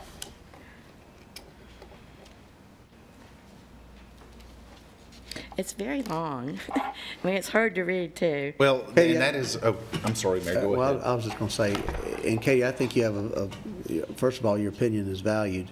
Would you like us to set up a time when we could just sit down and go through this one-on-one instead of doing it in this forum? I'm sharing my questions. No, I think they're valid. I mean, and that's what I'm saying. I just think that we need something that, I want something that makes people get up off the couch. As do we. So, I mean, I'm looking at it going, is this going to make us get up off the couch? And to your point about the tourism, if the hospitality and accommodation tax items are removed, that would need to be amended in the ordinance. Right. And then my other question y'all answered to was who is going to administer it. We lost our business advocate position, or has that been replaced, or is somebody else taking that over, or what's our position on that? Like, who's the person that we go to if we want to start a new business? It would be in the John and community Michael affairs. It would be community affairs with Tim O'Brien's and in his division. So you would go there to have the discussion versus going to planning and planning sends you there? That is correct. Okay. I just wanted to share that all my questions. Those are very good, reasonable questions. So, thank you. Katie, thank you. And I'm going to ask if we might could get together before our meeting so we could work with that. Thank you. Good evening. Jane Page Thompson, 240 Knox Avenue. You said it was retroactive, and you could go back in time, and I know your advisor is saying that's not. No, I said it could be. It could. It could And I be, said the word but it's could. not advisable. I know it's not, and I'm always saying it's not advisable, but I do think in our downtown, we've had some businesses in the last 3 years make substantial investment in our downtown, and they weren't given any of the possibilities of these grants. The facade grants weren't available at the time. They didn't realize that they could ask for the reimbursement of tap fees for improving a structure. There 3 businesses are popping into my mind. So The facade grants have been available since 2006. we won't even talk about the fact that if somebody before you that owned the building in '89 owned it before you did, and you couldn't get it because you're an secondary owner, but you're the one putting the money in. I went down that road, I promise. No, I understand. I promise, I've been down the road. So my point being that it might, since you're going to review these on a case-by-case basis, eliminate the accommodations tax reimbursement and the hospitality tax reimbursement, because that doesn't make sense. But businesses do get kind of frustrated with the nickel and diming that happens with the oversight required when they want to put in a sewer tap or a water tap. So instead of having to pay a licensed engineer to stand there, can't you all have your guy stand there and have that be part of this incentive program? So that small business person isn't paying for that? Can we have the police officer that you have to pay off duty to stand there while you're cutting a slice in the road be a part of this incentive instead of it being something that the individual has to pay the off-duty rate for? So there are other incentives you could add if you take out the hospitality tax reimbursement and the accommodations tax reimbursement. And since you're reviewing these on a case-by-case basis, and your threshold is something like $1 million in the downtown area, what is it, 500,000? You know, go back 3 years, or the 5 years that you're willing to pay it out in the front end. Go back 5 years, and a business that has done X number, whether it's $1 million or more in the downtown area, can actually come in and apply for that. That would probably take care of the 3 that I'm thinking of. Thank you. Thank you, Jane Page. Any other comments from the audience? Any other comments from council? Well, I'm assuming we're having another work session on this? Yes. Yeah. Am I assuming correct Yes. on that? Okay. We're going to have, so staff is directed to have, first of all, a forum. Right. Yes. On it, and then we'll have a work session before second reading. All right, on first reading, all those in favor of the item? And that passes unanimously. Thank you. Moving down to number 3 on the agenda.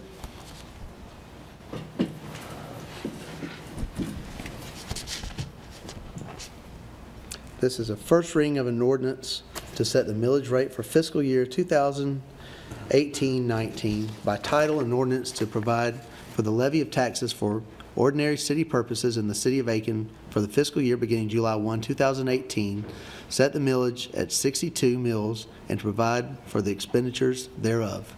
Is there a motion? Thank you, Councilwoman Price. Is there a second? Second. All right, thank you, Councilman Jericho. Leslie. Mrs. Price. Councilwoman Price.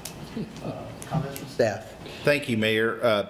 We have consideration at first reading the millage rate for fiscal year 2018-19. We are recommending, based on a number of work sessions that we've had, that the millage rate be continue to be at 62 mills, which it has been since 2012. And we have before you, again, first reading of an ordinance to set the fiscal year 2018-19 millage rate at 62 mills. All right, thank you, Mr. Beatonbaugh. Any comments from the audience? Comments from council? I don't know how you did it, but I hope it works. All those in favor on first reading? And that's unanimous. Thank you. Moving down to number 4 under new business. This is first reading of an ordinance to adopt a budget for fiscal year 2018-19 by title. An ordinance adopting a budget proposed by the city manager containing estimates of proposed revenues and expenditures by the city of Aiken for the fiscal year beginning July 1, 2018 and ending June 30 of 2019, and declaring that it shall constitute the budget of the city of Aiken. Is there a motion? All right, Councilwoman Diggs made the motion. Is there a second? Second. Okay. Thank you. Councilwoman Gregory, comments from staff. Thank you, Mayor. I hereby submit to you our fiscal year 2018-19 annual budget for your review. Since your appointment of me as your interim city manager in February, staff and I have worked diligently to make this budget a reflection of council priorities, goals, and values. This is a very efficient budget, meeting future needs while maintaining operational expenses and millage, while recognizing that the health and safety of our citizens is paramount and the first and foremost responsibility of our local government. Therefore, this budget's primary focus is on the Department of Public Safety, as well as continuing efforts to upgrade our water, sewer, and stormwater systems, and preparing for the addition of new park facilities with public safety. Under the leadership of Chief Barranco, we are continuing to foster improvement and innovation of law enforcement, and we have seen a turn in our retention rate of our employees through the implementation of a comprehensive compensation plan. Other improvements to aid this important work is a data management system which increases accountability and provides our officers with the tools needed to succeed in today's ever-changing times. Our comprehensive compensation plan for the city was first implemented in public safety, rewarding longevity while providing officers with service metrics to further promote retention in the department. And as we know, we have partnered with a developer to construct a new public safety headquarters now underway, with construction to be completed in fiscal year 18-19. Our infrastructure, we are continuing our efforts to repair our aging infrastructure through targeted projects, as the Sand River Sewer Basin is going on overnight tonight, for example, and we'll continue on to inspect and repair sewer mains installed, some in the early 20th century. We've also another successful project is our downtown infrastructure, where we've replaced sewer, water, and stormwater piping, which has we hope will lead to less interruptions for our and services to our citizens. These efforts are phased and ongoing, and we'll have another item for consideration tonight, along with street resurfacing and pavement preservation of city-owned streets using funds from our road maintenance fund.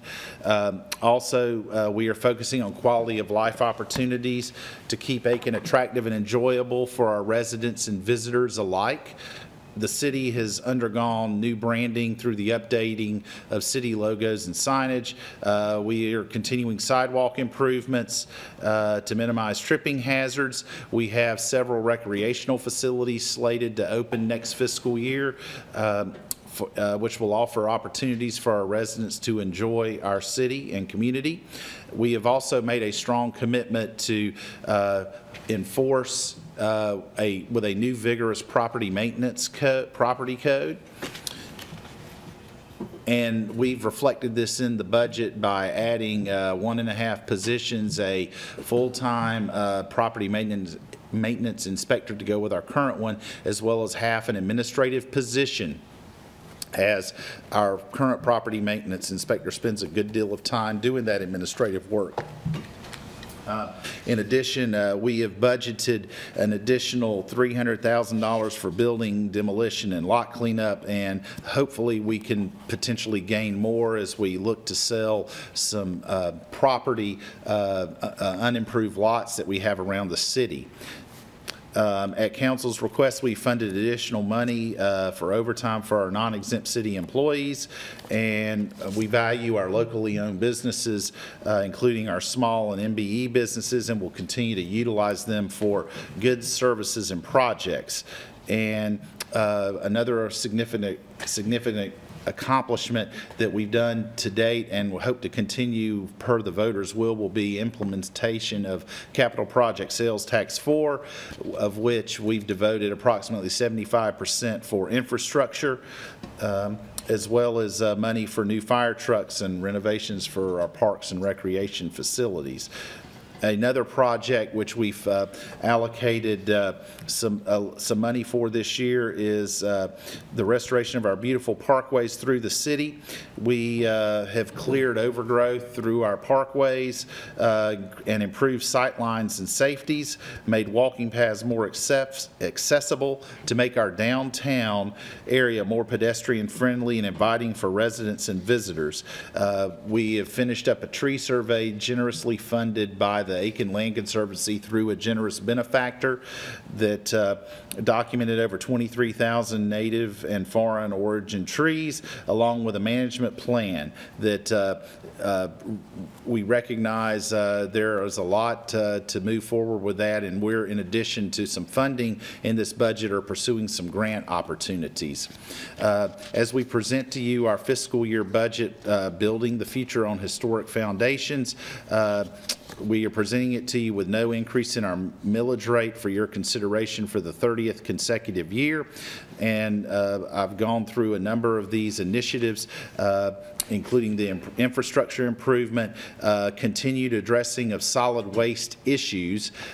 We are keeping our solid waste rates at $17 with some potential modifications to our solid waste ordinance for council's consideration at our June meeting. We are we just discussed the development of some incentives. We are continuing our annexation program, property maintenance improvements, and encouraging balanced growth and holistic developments throughout the city.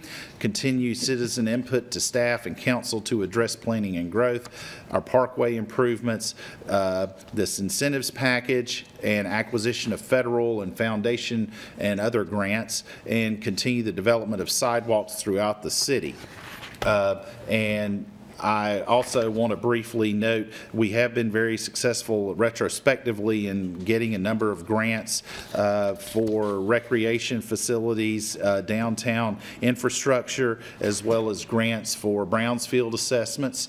We are also got our law enforcement accreditation, again, gold standard assessment from CALEA. And we have been recognized by the GFOA for an excellence award in financial reporting for the 26th consecutive year, and for the 2nd consecutive year, distinguished budget presentation. And I've referenced earlier our recreation facilities that will open in the upcoming year. We've worked hard to keep those within budget, but also to have a very useful facilities for our citizens. And the city continued to grow during the year. We annexed 10 new properties. We expect more properties now to continue down the pipe through our water and sewer program to annex properties. And we have reorganized the city into a more efficient organizational model with the formation of the Engineering and Utilities Department and the Public Services Department. Planning for the development and construction of sidewalks on Hampton Avenue has begun, with construction to start later this year. And Finally, the council has, with staff input, has implemented a defined contribution plan for all new employees starting after June 30th, 2018. The covenant made to our existing employees was not changed as they can stay on our defined benefit plan. And what follows herewith is the proposed budget for fiscal year 2018-19 for the city of Aiken. And that's all I have for that, Mayor. Could you repeat that? Go back to number 3. Thank you, Mr. Beanwell. Thank you, Stuart. Good job. And let me say before going further, I think everyone on council appreciates, recognizes the hard work that you, and I imagine you would probably want to recognize the team with Kim and some of your staff also. Yes, I would. I would like to just mention first, all the departments worked very hard to put together the budget in this was a very unique budget preparation season. I want to recognize all the department heads and their staff. I specifically want to acknowledge Kim Abney, Kimberly Wheat, and Lex Kirkland for their assistance, invaluable in compiling all of the data as it came in from the departments to assist me, and Sarah Rideout as well. Thank you, Mr. Beanwell.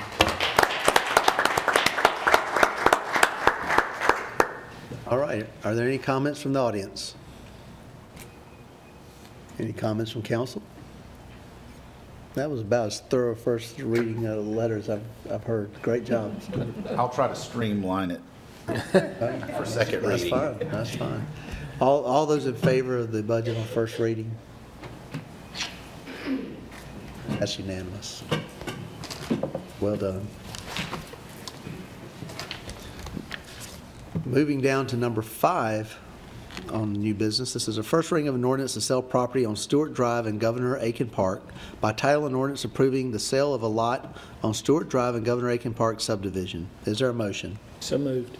Okay, we have a motion. Mr. Gerardo, is there a second? I second.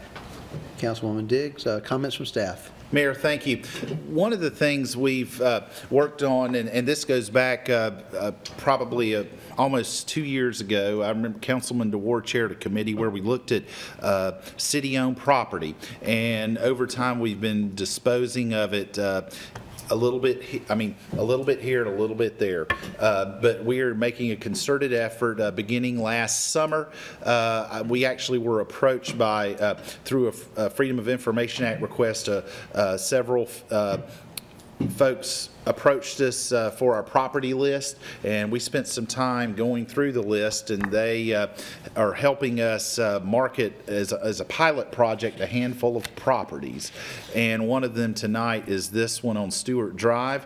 It is a cash offer of $8,000 for an unimproved lot in Governor Aiken Park. What I also would propose is, as we sell these unimproved parcels, the revenue we collect, we will add to the fund that we have already for demolition of homes and lot cleanup. So this is this one here is our first one of a unimproved small lot for $8,000 for council consideration at first reading.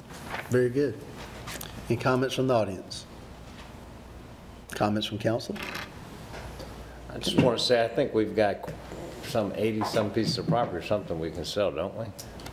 We have, it's actually probably a little over 100. We went through that list very thoroughly. They didn't want to take any of the detention ponds and list for sale, but we do have a number, though, in all seriousness, of unimproved lots. And again, we wanted to see how this went, and I think we could open this up more and try to sell the lots. Again, we went through it thoroughly to make sure we weren't selling key assets in our inventory or property that's got restrictions on it. So we've got, I think, a good list we can move forward with. I think this is a great thing that you've started, and I'm glad to see it get done. And it certainly puts this property back on the tax rolls, gets us out of the property business, and gets us some money in to do other things with. So I applaud you for getting this done. Thank you. And I like the idea of putting the funds towards, I guess the funds we'll use for potential demolition. Yes.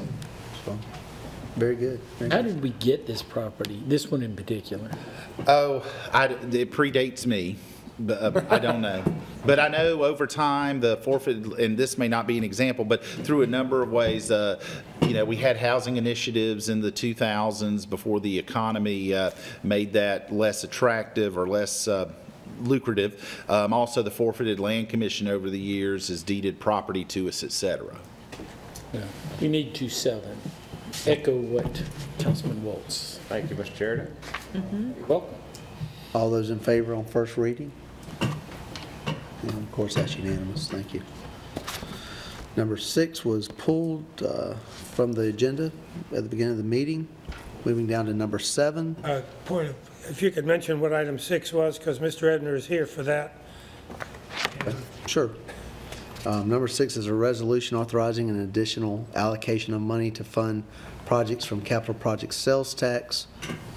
4, there's an additional $1.9 million that we were notified after we passed our list that's available that needs to be allocated. And we need probably another work session before then. And here's our representative on the CPST committee. Reggie Ebner, resident of City of Aiken. Remind you that the presentation to the county council is June 12th. Right. So we'll need to have some information which is supposed to be passed by council at that time. So that's just a reminder. So June 11th is close to June 12th. It is. And Reggie, for your sake, I know you weren't in the meeting. We actually had planned on scheduling a special meeting for that to make sure we met that deadline. Thank you. Yeah, there are only 7 decisions on how to spend the money. Yeah. Thank you, sir. And thank you for representing the city on that committee, by the way.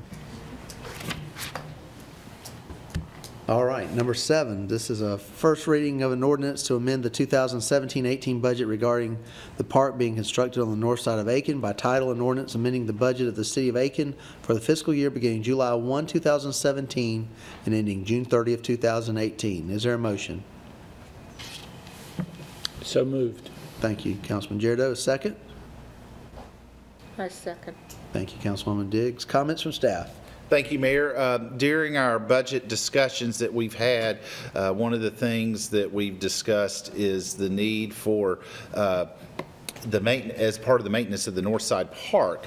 And what we are proposing is a budget amendment in this year's budget. While the park is still being completed, this could the band shell portion could be executed as part of a change order with the existing contractor in the amount of $276,790. In addition, the question of equipment, which we were going to trailer to the facility, we are looking at potential purchase or construction of a maintenance building to store the equipment and allow some minor work to be done. It will be stubbed out for plumbing. There will be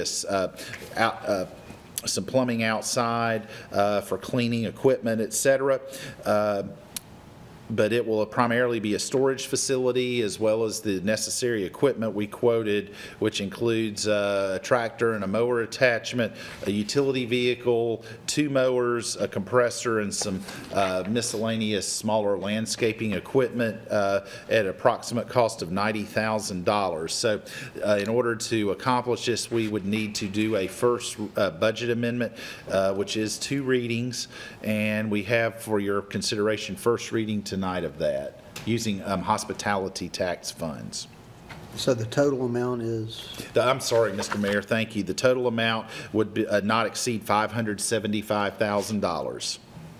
Okay.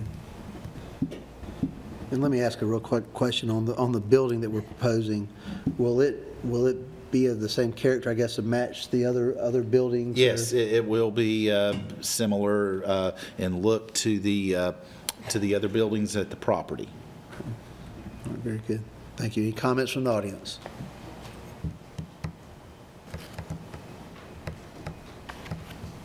Good evening.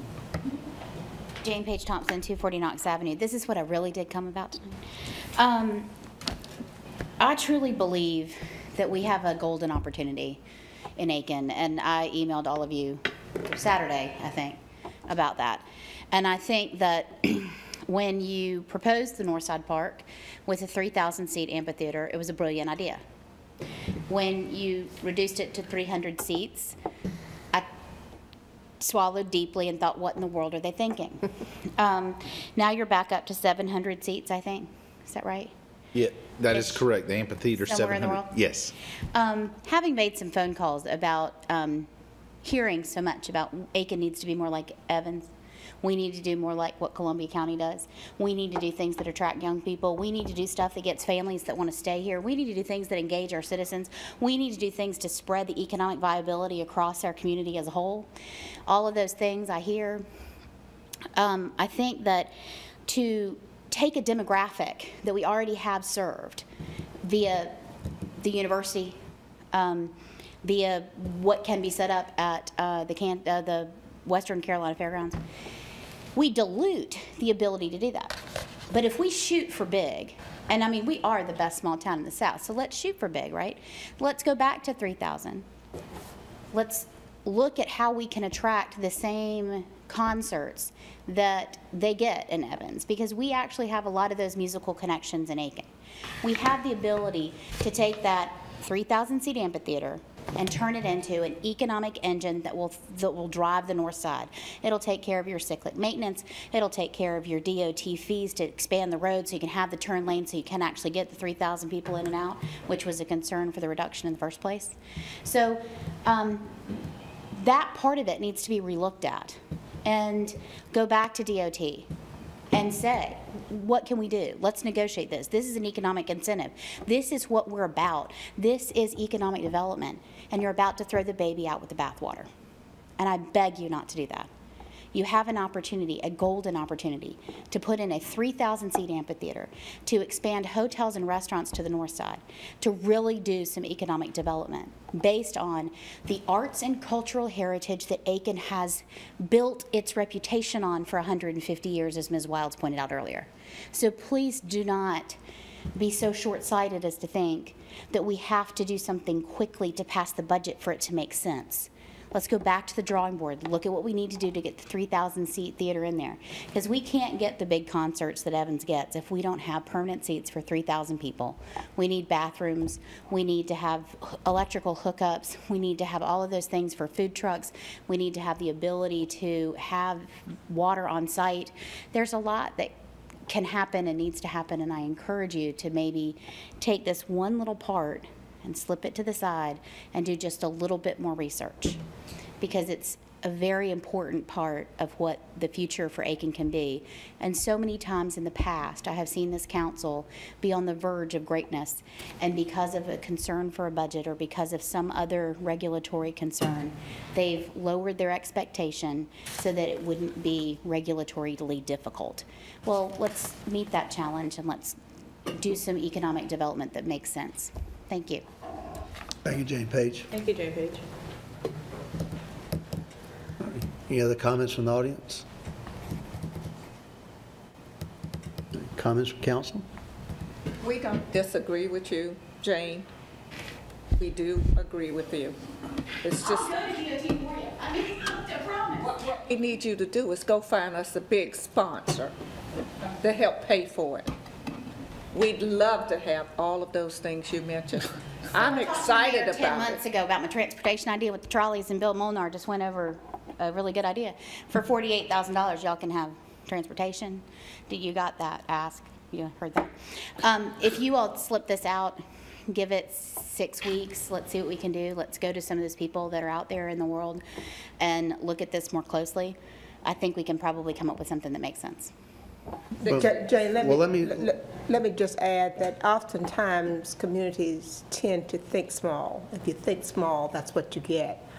Listening to Betty Ryberg's daughter with Greenville, they invested $13 million in economic development in their town and yielded $380 million. I'm sorry, $13 million yielded $380 million.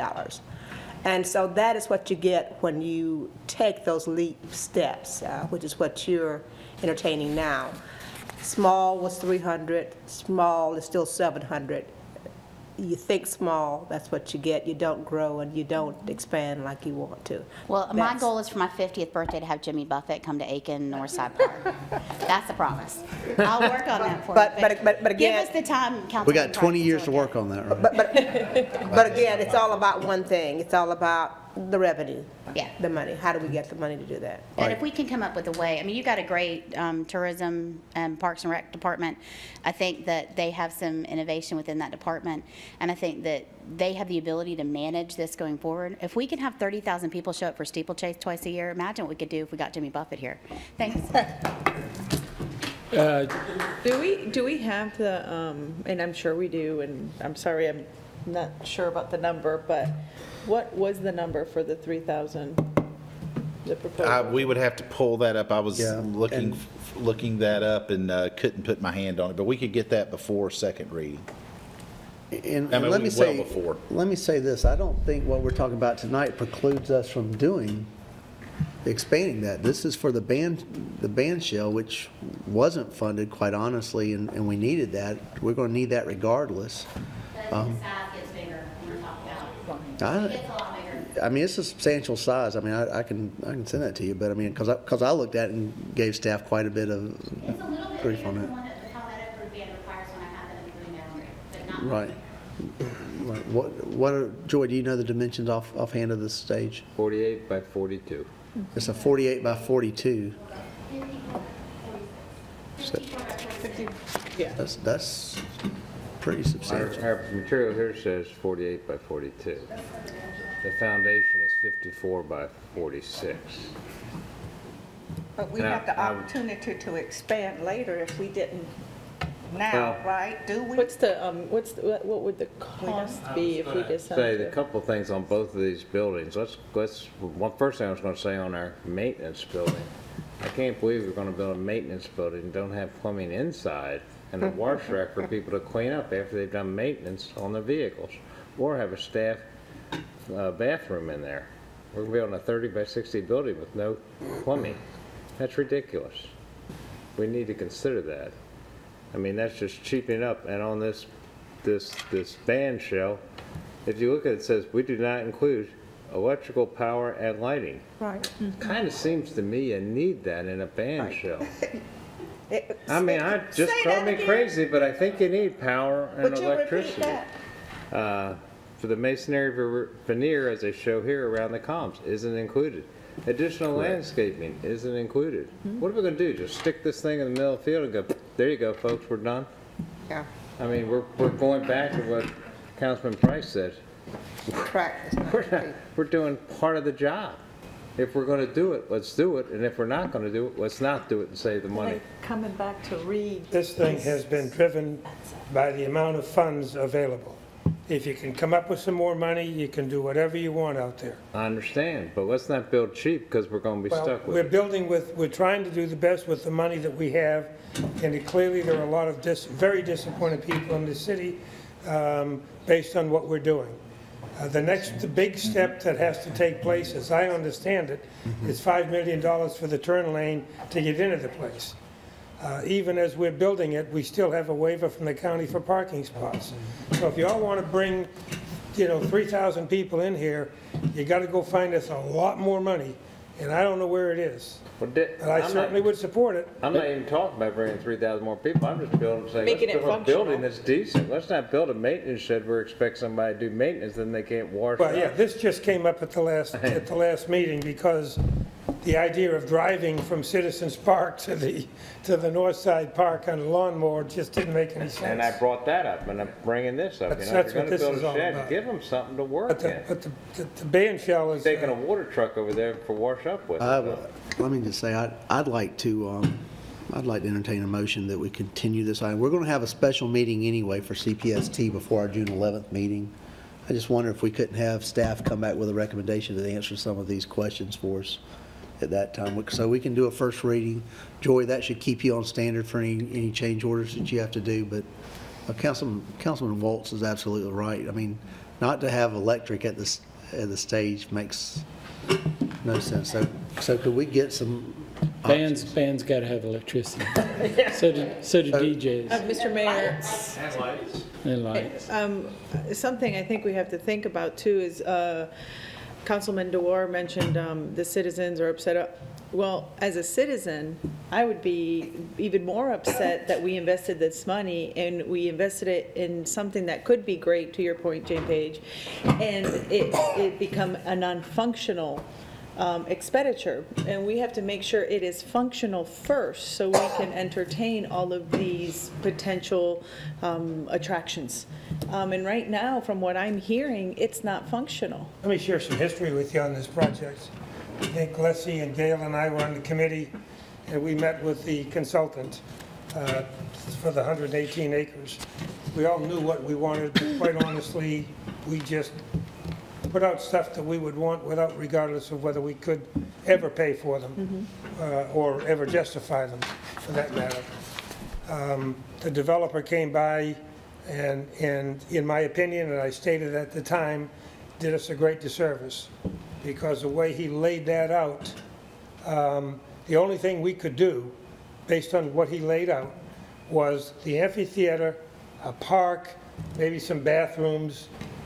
We squeezed the walking trail in a little bit later, and then gave us a total bid package of it for $59 million.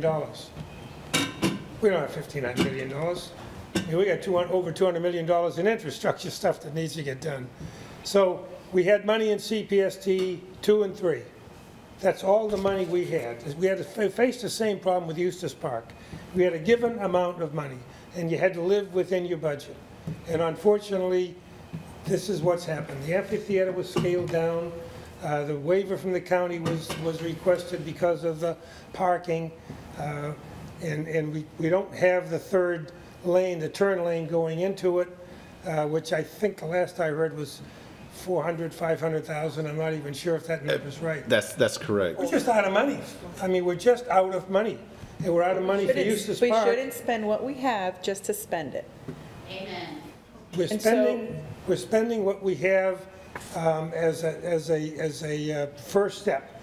If you don't want to do anything out there, I mean, I don't think, I think it's already done. That is not at all what my point is. I think it's already done. With all due respect, Councilman Duar, that is not at all what I'm saying. I think the Northside Park can become something amazing. I completely agree. Chewed everybody's ear about the amazingness that that park can become for our community. Completely agree. So that's first and foremost, I want to make sure that that is clear.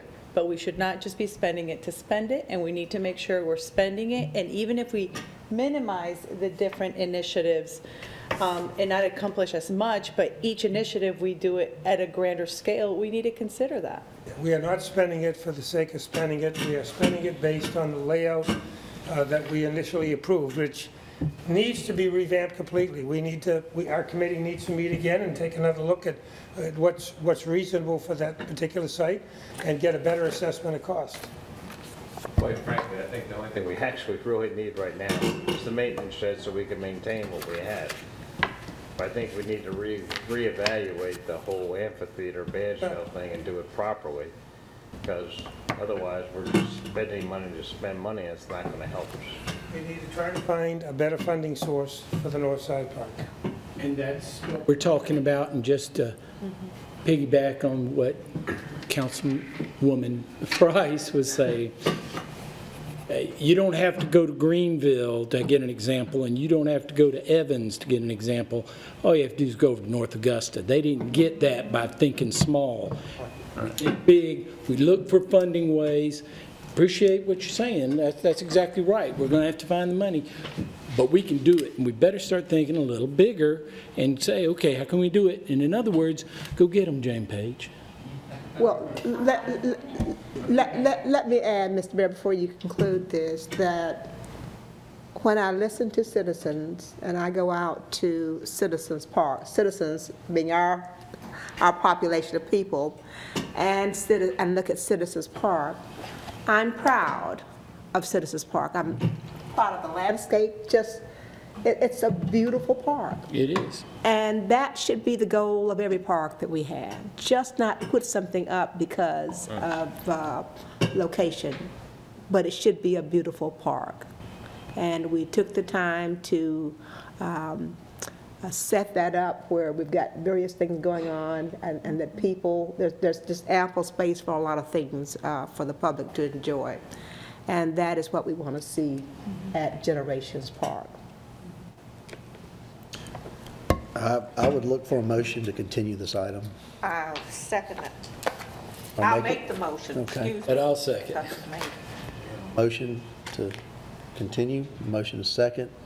Doesn't require any discussion. All those in favor of continuing this item? That's unanimous. Thank you. Number 8. First read. This is a first reading of an ordinance to sell property located in the Edgewood subdivision to Aiken LLC. By title, an ordinance approving the sale of 9 lots on Kershaw Street in the Edgewood subdivision. Is there a motion? I so move. Okay, Councilwoman Diggs made a motion. Is there a second? Second. Okay, thank you, Councilman Giardo. Mr. Mayor, if I may, just for the record, Councilwoman Price has a family member who is involved in this transaction. She has recused herself from these discussions, and she has filed her potential conflict of interest statement with the clerk, as is council's practice. Okay, very good. Thank you, Mr. Smith. Yes, sir. All right, comments from staff? Thank you, Mayor. In a similar vein to the Stewart Drive item we heard recently, Aiken LLC is offered to buy those parcels you named. They're approximately 1.8 acres in total. The properties were listed for $50,000. They offered $45,000. I countered with 48. They've offered a cash offer of $48,000 for this property. I was asked who were the members of Aiken LLC, so I'm going I want to commend too John Lamprick from Concierge, who's here, who was one of the individuals I worked with on this exercise. Those individuals are Lorenzo Zignagio and Dexter Price, Antoine Peterson, and J. Dean Gaskins. Those are the individuals of Aiken LLC. And we have for council consideration first reading of this ordinance. Again, I would recommend, should we see this through and the property closed, that we devote this money as well for demolition and lot cleanup as part of our program that we're beginning. Very good. Very good. Any comments from the audience? Okay. Comments from council? I just thank y'all for considering buying property in Edgewood. Hope you do something good with it. I have no doubt. Another successful business effort on the part of Dexter. Good for you and your friends. And ditto our previous comments on the previous property. Good to get this one off the books. Very good. All right, all those in favor on first reading? And that's unanimous, with Ms. Price recusing herself. So thank you.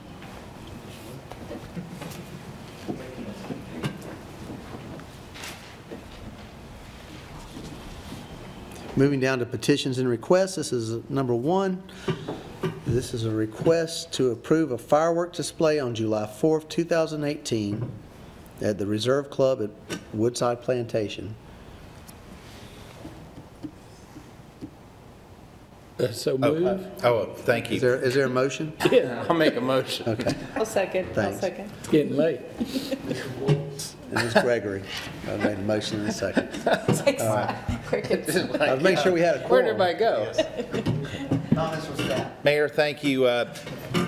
As per the state fire marshal regulations, every year City Council needs to officially approve this fireworks event at the Reserve Club. As in previous years, the club will have public safety apparatus and officers present during the show, and will follow all applicable state laws and local ordinances. So this is for your approval.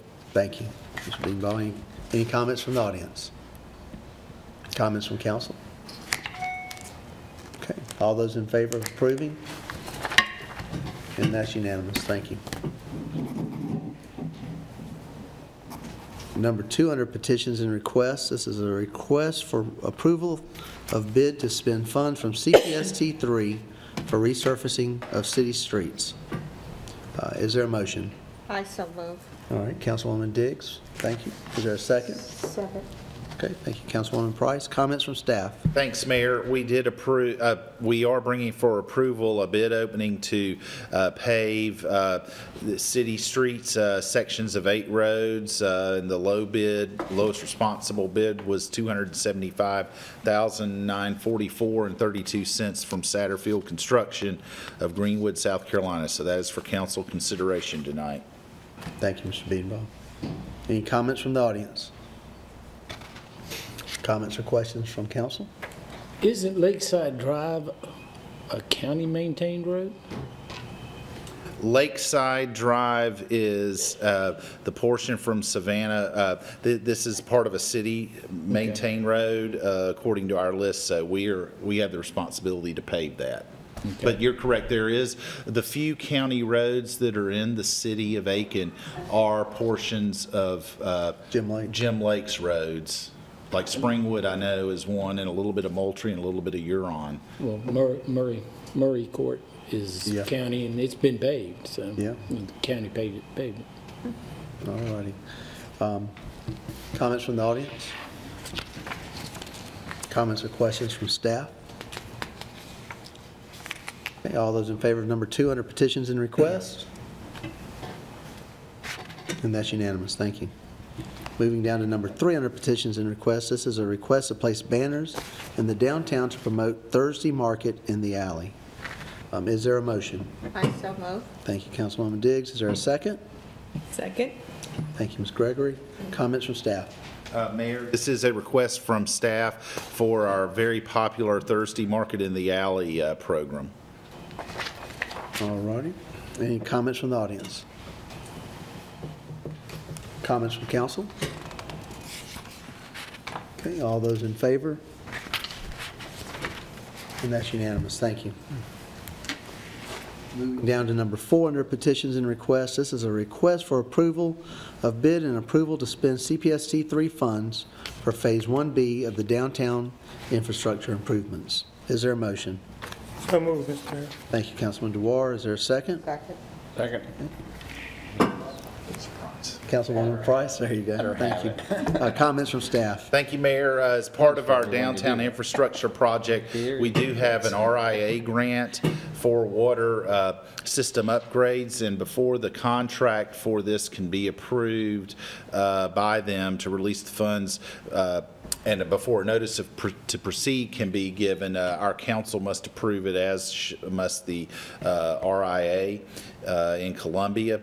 And the lowest responsible bid was contract management out of Augusta, and we're proposing using the maximum amount of our grant proceeds, $500,000, and then the apportionments from the CPST water and stormwater accounts as well for this Phase 1B, which will finish the downtown sort of central area, Lawrence to from Richland to Park from Lawrence to Newberry from the alley to Richland, and Richland to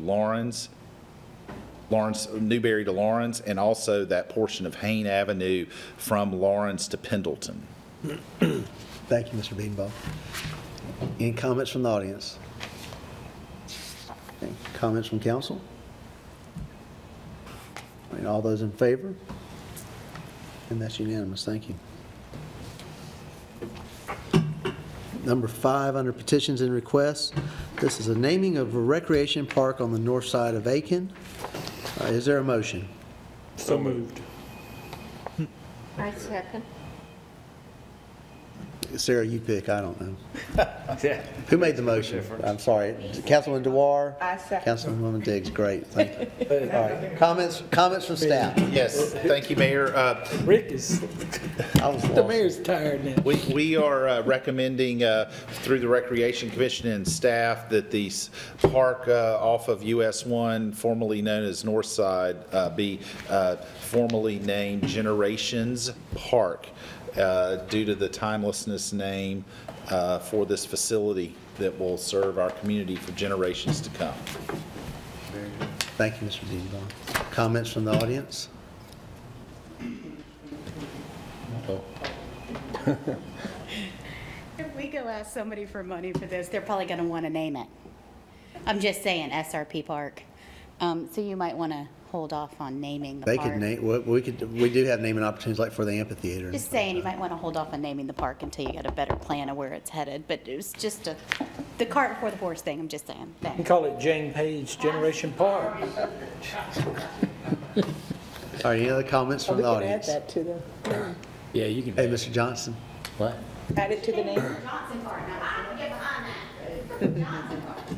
Good evening. And council, generation, I was thinking north side would be okay, but when I heard generation, that changed my mind totally. And generation is an ideal name for it, and I hope you consider that. Thank you, Mr. Johnson. Well, if somebody gives us $25 million, we'll name it something else. The next generation. That'll be the next generation. Add their name to it. Thank you, Mr. Johnson. They give us the money, we'll reconsider. All right, any other comments from the audience? Comments from council? Okay, all those in favor of Generation Park? Aren't you glad we're not going to have to call it the Northside Park anymore? Generations. Hard to remember. Generations Park, well done. That's unanimous. Items for information, issues and updates. I would just like to mention a very sad note, the loss of Don Broderick. If you knew Don, you had the highest regard for him. He served the city so well as a member of the Design Review Board for so many years, and he passed away Sunday. It is the city's loss. Second that. Yes, sir.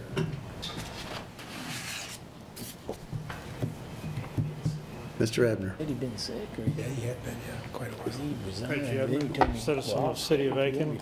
I'll- On one of the items I sent you the email on about closing out the accounts, Yes.